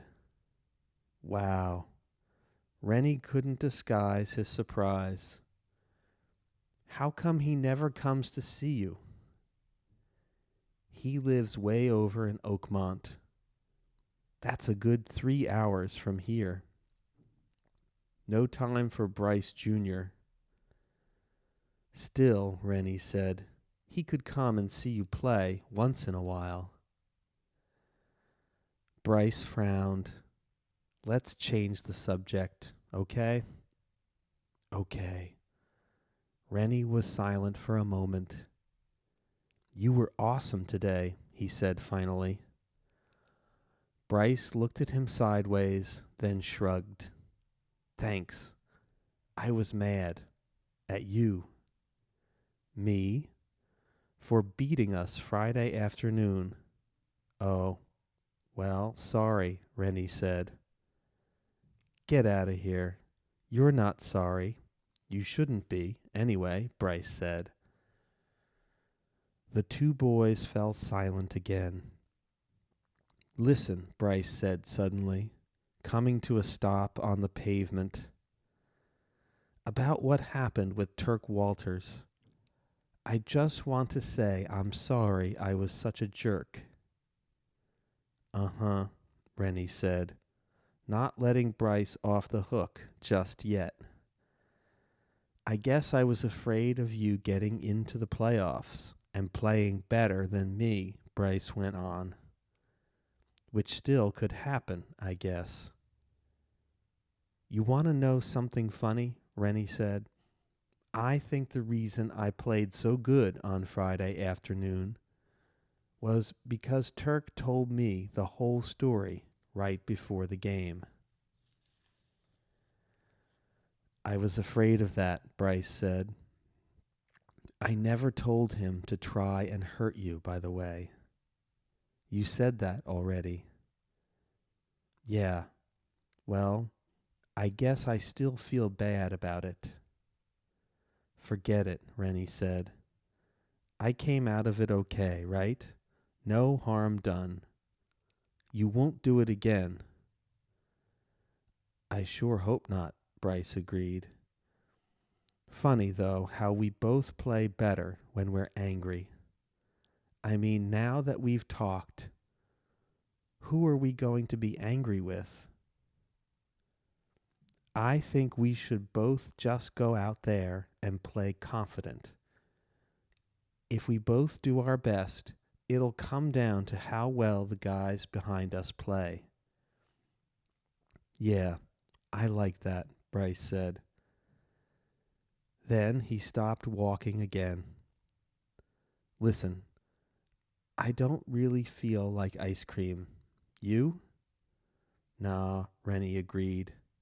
Maybe tomorrow, after the game. Yeah, Bryce said. No matter who wins, okay? Sure thing, Rennie said, putting out his hand. Bryce took it. So we're friends, no matter what, right? You got it, Bryce said, shaking Rennie's hand. You know something else? You're better than Isaac Mendez ever was. Really? Really. I mean it. He never made me take my game to a higher level the way you did. Huh. I guess that goes both ways. You helped me raise my game, too. Cool, Bryce smiled. Well, I guess I'll head home from here, okay? Sure. See you tomorrow. Right. Bryce turned to go, then stopped and turned back. Good luck, he said. I mean you personally, not the Hornets, of course. Of course. Good luck to you, too. See you on the field. Rennie stood there for a while, watching Bryce's figure retreat into the gathering darkness of the spring weekend. Then he turned for home. When he got there, he picked up the phone and dialed long-distance information. "The number of a McCormick in Oakmont, please," he said. "Do you have a first name for the party?" the operator asked. "Can you give me all of them?" "I have 27 McCormicks in Oakmont, sir, and 15 McCormacks." "Would you like all of them?" No, I guess not," Rennie said, defeated. Then he remembered something Bryce had said. No time for Bryce Jr. "Could you try under the first name of Bryce?" Rennie asked the operator. "I have only one B. McCormick. Would you like that one?" Rennie took the number and dialed it. It rang 4 times, then a machine picked up. "Hello, this is Bryce," a man's voice said. "Leave a message, including your number, and I'll get back to you." A beep followed. "Hello," Rennie said. "Mr. McCormick, I'm a friend of your son's, and I just wanted you to know he's got a big soccer game tomorrow morning, the biggest one of his life. He's a great player, Mr. McCormick, the best. And you really should see him play at least once." He took a breath. Tears were in his eyes, and Rennie couldn't figure out why. And then he knew. It was as if he were talking to his own dad, except he was saying words he would never say to his dad. "You should go to the game," Rennie said, trying to keep his voice steady, "or at least call to wish him good luck." Rennie paused for a moment. "I hope you get this message, and I hope you listen. You have a really good kid for a son. You should treat him better." Rennie slowly hung up and wiped his eyes with the back of his hand. Then he went into the kitchen to give his mom a hug. Chapter 20, page 128. The stands were packed on both sides of the field, and all along the sidelines people were camped out to watch the big game. There was a sound system with a microphone, and the league commissioner was there to announce the game and give out the trophies afterwards. Bryce recognized kids from every team in the league. A lot of them came up to wish him good luck, but some didn't. Bryce knew why. At one time or another, he'd probably shown them up, outplayed them, dissed them, fouled them, or just plain made them look bad. It would take a long time to get people to notice he'd changed, Bryce realized. But something inside him had changed. Rennie Harding had shown him that you could be a great competitor without playing as if you were the only one on the field. Well, today he was going to show what he was made of. Bryce didn't feel nervous, really. More like he was flying above it all, like in the last game. He knew he was going to have a good one. Rennie huddled with his teammates and their coach. They all looked at each other, including Isaac Mendez, who was there in uniform with his ankle in a soft cast now. "You ready to go get that championship trophy?" the coach asked his team. The Blue Hornets put their hands together and raised their voices in a mighty shout. Go Blue! Even Jordan Wu seemed excited. Still betting on the Yellow Jackets? Rennie asked him with a wry smile. Kind of, Jordan admitted. But I figure we might as well go down fighting. Jordan, Rennie said, grabbing both Jordan's shoulders and shaking him. Snap out of it. Today's our day. I can feel it.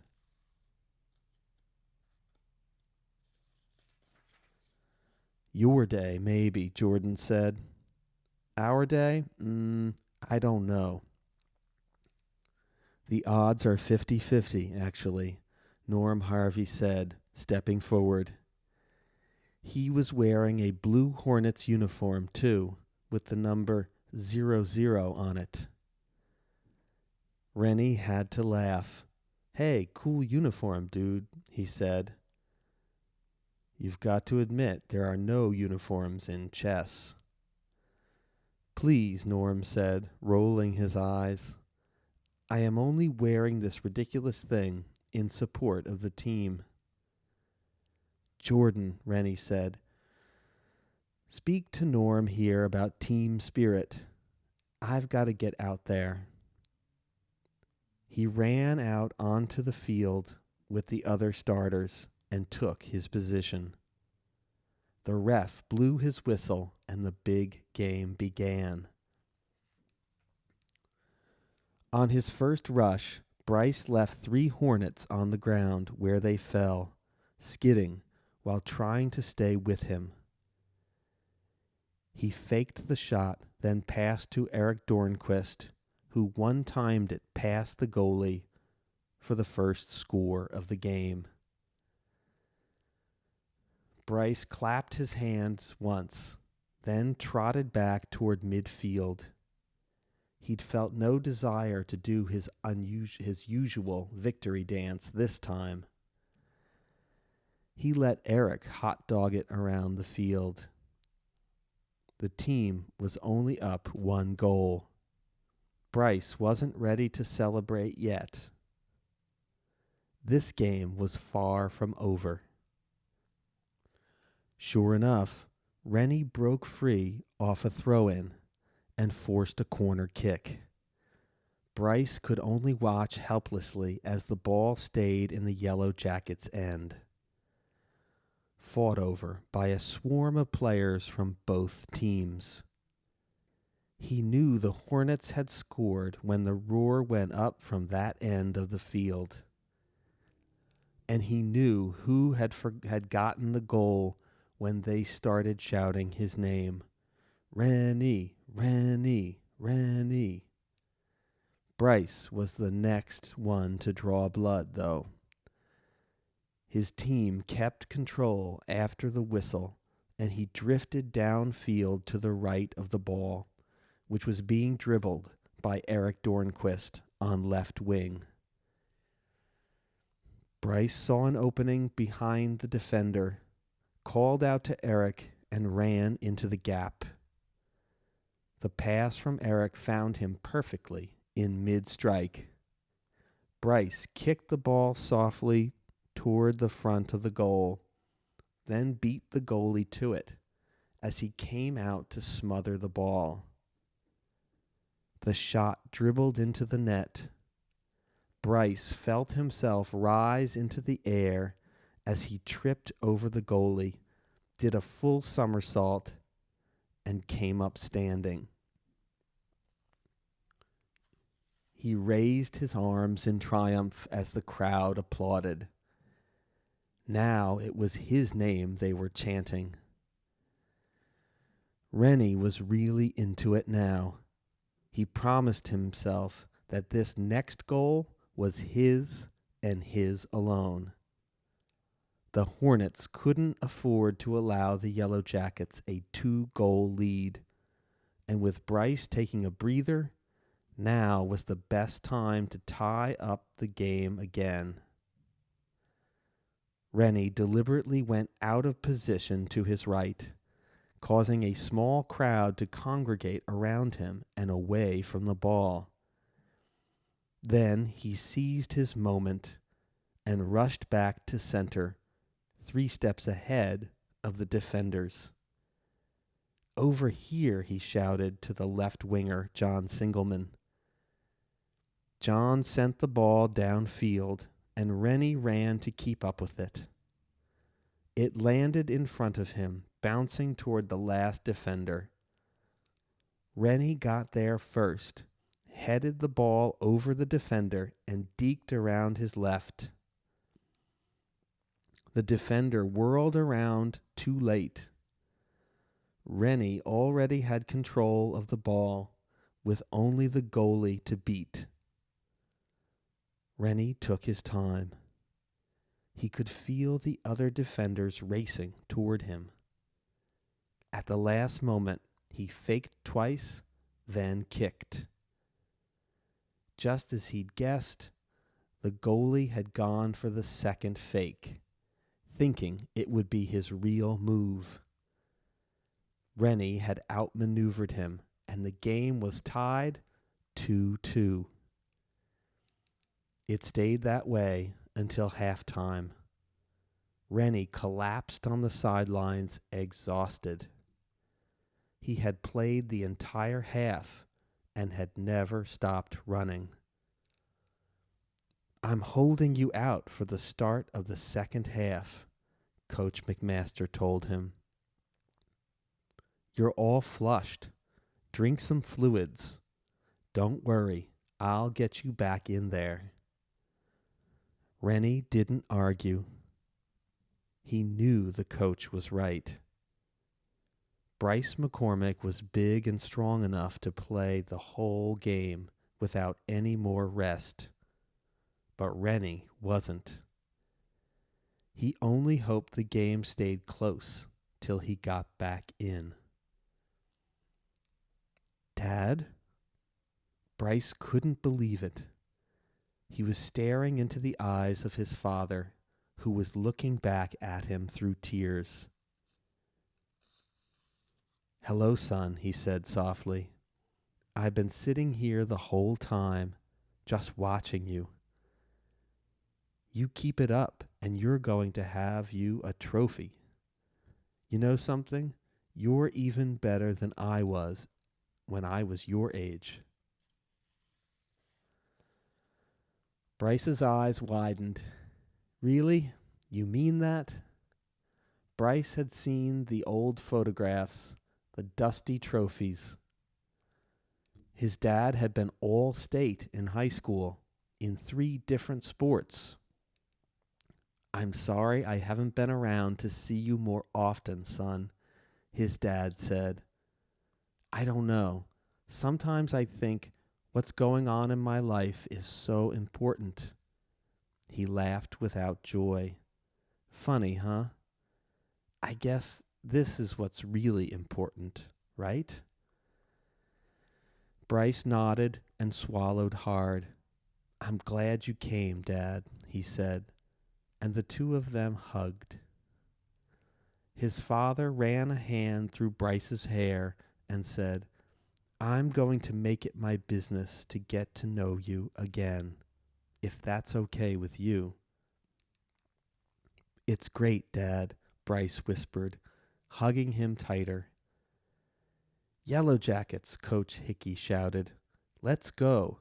Gather round." "I've got to go," Bryce said. "You get out there and nail it down, Junior," his father said. "I'll be rooting for you." With Rennie on the sidelines, the game rapidly began to tilt in favor of the Yellow Jackets. When Bryce hit an incredible shot with 2 defenders on him to put his team back in the lead, Rennie sprang up and ran over to Coach McMaster. "Put me back in, Coach," he demanded. "I've got to get back in there." "All right," McMaster said. "Singleman, come out for a breather." "What? Why, Coach? We need him on the wing. I've got to get my subs in there sometime. Coach McMaster explained. League rules. Everyone gets at least 10 minutes of playing time. Finals or no finals. Shaking his head but understanding, Rennie headed out onto the field. Possession kept changing hands over the next 5 minutes until John Singleman was put back into the game. Now that Rennie had some real help up front, the Hornets were able to sustain a rush. It ended with Singleman putting a corner kick right onto Rennie's foot, 10 feet in front of the goalie. One swift kick later, the score was tied again. We're gonna win! We're gonna win! Oh, yes! Rennie could hear Jordan Wu screaming. He paid no attention. With time running down, he knew he had to keep his focus on the game. Bryce McCormick was causing all kinds of trouble in the Hornets' zone now. Rennie, not wanting to give the Yellow Jackets the lead again, ran back to help out on defense. He could hear his coach yelling at him to stay up front, but he knew he had to get back there and give his overwhelmed defenseman some support. He had the advantage of surprise, and when he came up behind Bryce, it was easy to knock the ball away from him. "Hey," Bryce yelled, "what are you doing back there?" Rennie didn't answer. He was already in hot pursuit of the ball. He got to it just before it went out of bounds, then spun around and kicked it downfield to John Singleman. By the time he got into the Yellow Jackets zone, the ball had already been shot, and the rebound was coming right toward him. Rennie headed it back toward the goal and rushed in to keep up the pressure. It was too much for Sam Plummer, the harried Yellow Jackets goalie, who shouted for help too late. Rennie busted a shot over Sam's left shoulder that caught the net just underneath the top bar. The Hornets had their first lead of the game. 2 minutes left, the referee alerted the teams. "Everyone up front," the Yellow Jackets coach yelled. "This is it. Get it to Bryce." Rennie heard him and called out to the other forwards to get back and help. With all the Yellow Jackets defensemen downfield, the Hornets' defense would be outmanned and outgunned. It was a desperate ploy, and it was dangerous. It meant the play would be in the Hornets' end, and that, of course, meant some risk. Still, if the Hornets could fall back and jam up the passing lanes, Bryce would have little chance of getting off a good shot in time.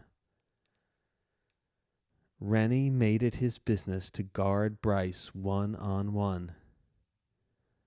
Bryce saw him coming this time and smiled confidently. He certainly didn't look to Rennie like a beaten man. So, this was it, Bryce thought, as he saw Rennie coming at him.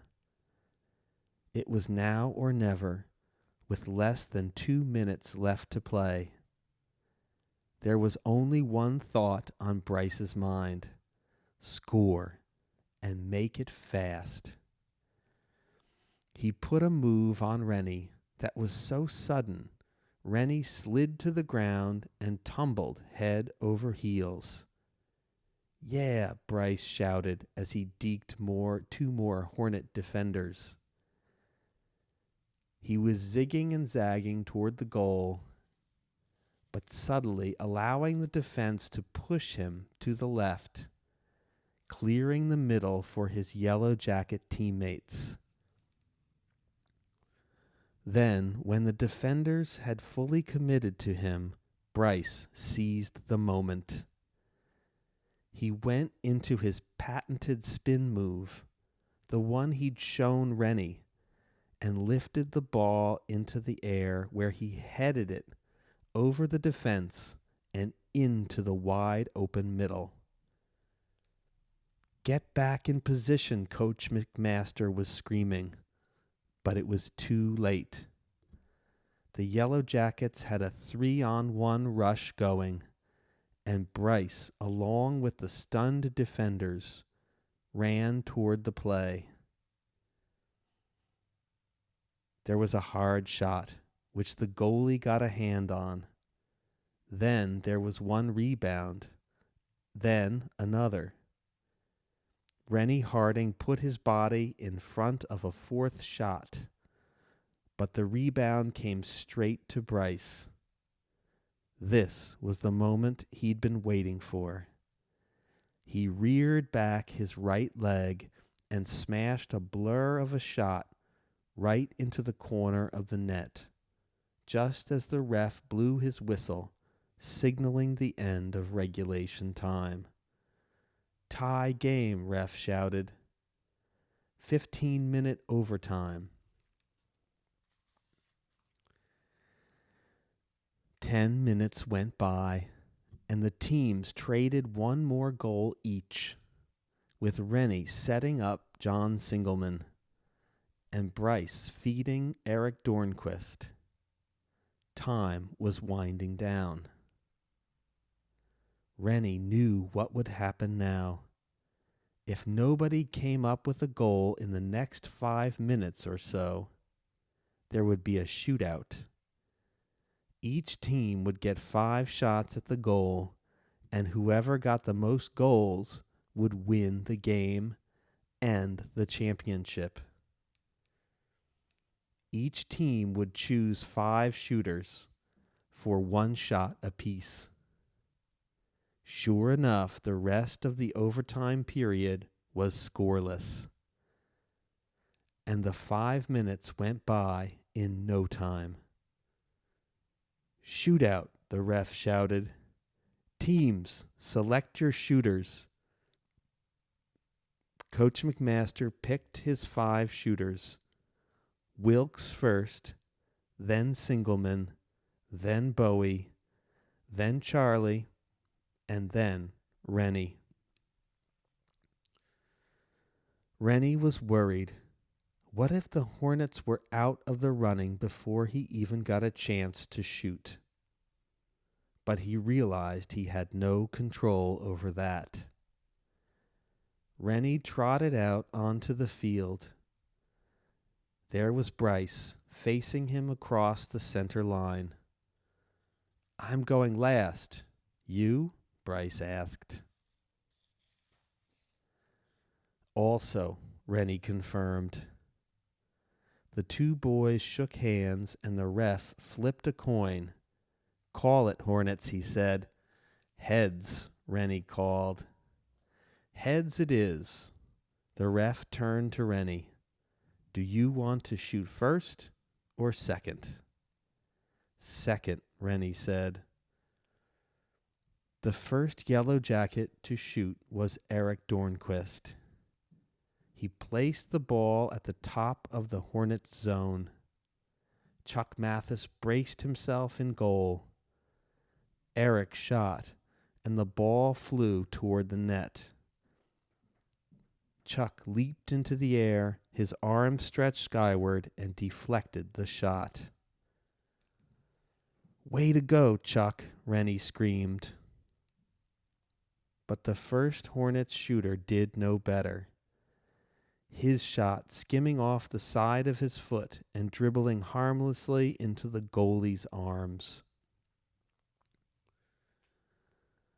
The second Yellow Jacket to shoot was Steve Weintraub. He took a big shot. Chuck deflected it, but it found the top of the net and went in. A groan went up from the Hornets' sideline. A cheer from across the field where the Yellow Jackets began jumping up and down. "Go get him, John," Rennie said. Singleman gave him a high five, then trotted out onto the field. John had a wicked shot, and he showed it now, putting a zinger into the corner of the net. The score was 1-1, with 3 shots each left to go. None of the next 3 shooters managed to put the ball in the net.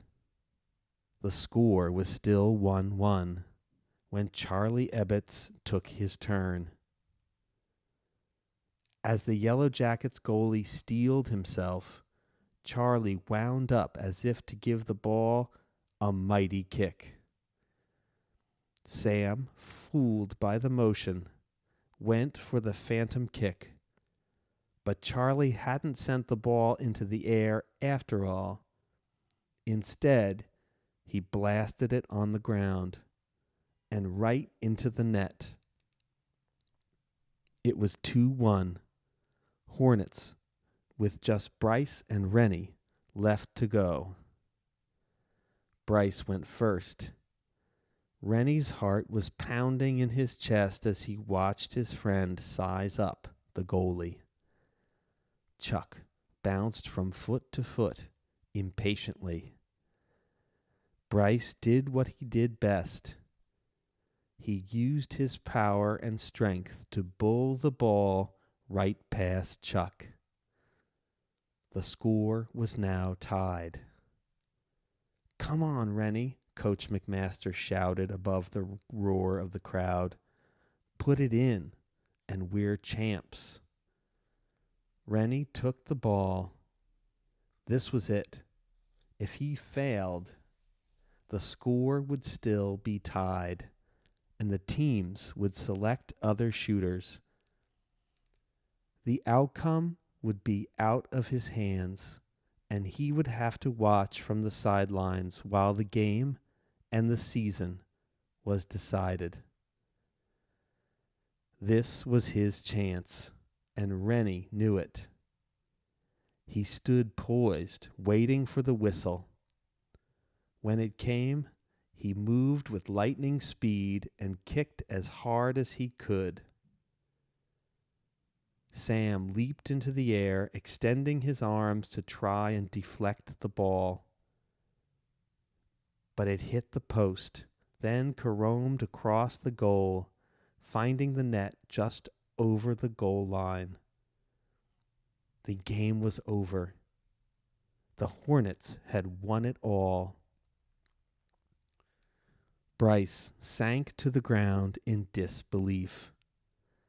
The season was over, and his team had lost. In the past, Bryce knew he would have thrown a tantrum right now, breaking things wherever he could find them. But Bryce didn't feel like breaking anything now. He just felt stunned and drained and tired. His father was standing over him, gazing at him fondly. "I'm real proud of you, Junior," he said, crouching and putting his head next to Bryce's. A fatherly arm came around Bryce's shoulder. "It doesn't matter so much who won. You played your heart out. It was a beautiful thing to see." They hugged, and Bryce felt the tears coming. They came and came. He hadn't cried like this since 3rd grade. Finally, he wiped the tears away and stood up. I've got to go shake hands, he told his dad. Wait for me, okay? Sure thing, his dad said, releasing him with a smile. Bryce went over and lined up with his team. Good game, they told each other of the elated Hornets in turn. Good game, Bryce told Rennie, stopping to grab his hand. Really good game. You too, Rennie said with a smile. Ice cream sundaes later, remember? Uh-huh, Bryce said, managing to smile back. Coach Hickey gathered the Yellow Jackets around him. You boys have been the best team I've ever coached, he said. I'm sorry we didn't win, but I'm not sorry we played the way we did today. We lost to a great effort by a very good team. That's soccer for you. But you can all hold your heads up, and I've got a trophy for each one of you when we have the team picnic next week. The team managed to cheer, then gave each other high fives for the season they'd had, a first-place finish and a great playoff. A man with a big camera came up to Bryce. Hey, number 10, I want you for a photograph for the Crestmont Herald. Come on over here. He led Bryce over to where Rennie was standing. The two of you, pose together with the ball between you. That's it, the photographer said. Now, kind of growl at each other. That's it. He snapped the picture, and both boys cracked up. Then the commissioner of the soccer league got on the sound system. It's time to present the championship and MVP trophies, he announced. First, the big team trophy was given to Coach McMaster, who handed it to Bill Kelly of Kelly's Plumbing, the team's sponsor. This'll be featured in our big display window, Mr. Kelly crowed, holding the trophy over his head to cheers from the crowd. And now it's time for the Most Valuable Player award, the commissioner announced. This year we had a tough decision to make. Bryce stood there frozen, hanging on the commissioner's every word. But there was only one trophy to give out, so we couldn't split the award. Therefore, the trophy goes to Rennie Harding of the league champions, Kelly's Plumbing Blue Hornets. It took Bryce a second to recover. Then he began clapping and cheering, leading the applause for Rennie, who looked as if he was going to faint while receiving the trophy. The kid is really stunned, Bryce realized. He can't believe he got it. Bryce had figured Rennie would get the award.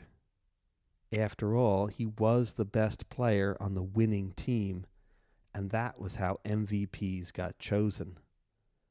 Bryce didn't feel hurt by it. The pain of losing the game had been much worse. Rennie was coming toward him with the trophy. Bryce, he said, you should really have won this. I don't know why. Cut it out, Bryce said. You deserve it. You guys won. That's life. Hey, you too. Bryce and Rennie turned. Coach Harrelson nodded at them. Yeah, you two guys. Let me congratulate both of you. He shook each of their hands, then turned to Rennie. Listen, young fella, I hope I'll be seeing you at the tryouts for the JV team next season. I suspect you'd do quite well, as my center striker." "Are you kidding me?" Rennie gasped. "I mean, thank you." Now Bryce was really hurt. The coach's words had been like daggers going through his gut. He'd practically promised Rennie that he'd start at center striker. There went Bryce's last hope. He'd lost out to Rennie where it really counted. "And as for you, young man," the coach turned to Bryce. Bryce looked at him, blinking. What was he going to do? Offer Bryce a nice warm seat on the JV bench? "You've got an extraordinary package of skills," Coach Harrelson told Bryce. "I'll bet Coach Johnson will find a starting spot for you on the front line of the varsity team." What? Bryce couldn't believe what he'd just heard. The varsity as a freshman. It wouldn't be at center striker, you understand. My guess is he's going to go with Curtis Jenkins. You'd have to take right wing, with Nick Vaccarella on the left. Bryce stuttered his thanks, and the two boys watched Coach Harrelson leave to congratulate the coaches. "I'm about ready for a Sunday. How about you?" Bryce asked Rennie. "Definitely," Rennie said, nodding happily. "We've got a lot to celebrate." "And my dad is buying," Bryce told him. Rennie stared at him wide-eyed. "He's here?" he asked. Bryce nodded as his dad came up behind him. "Dad, I want you to meet my new friend, Rennie Harding." "Pleasure," Bryce's dad told Rennie. "Funny, I feel like I know you already." Out of the corner of his eye, Bryce thought he saw his dad wink at Rennie. But why would he do that, he wondered. Nah, maybe he'd only imagined it. Anyway, what did it matter? Bryce felt like the whole world was his friend today. And as for Rennie, the two of them would be cheering each other on all next season.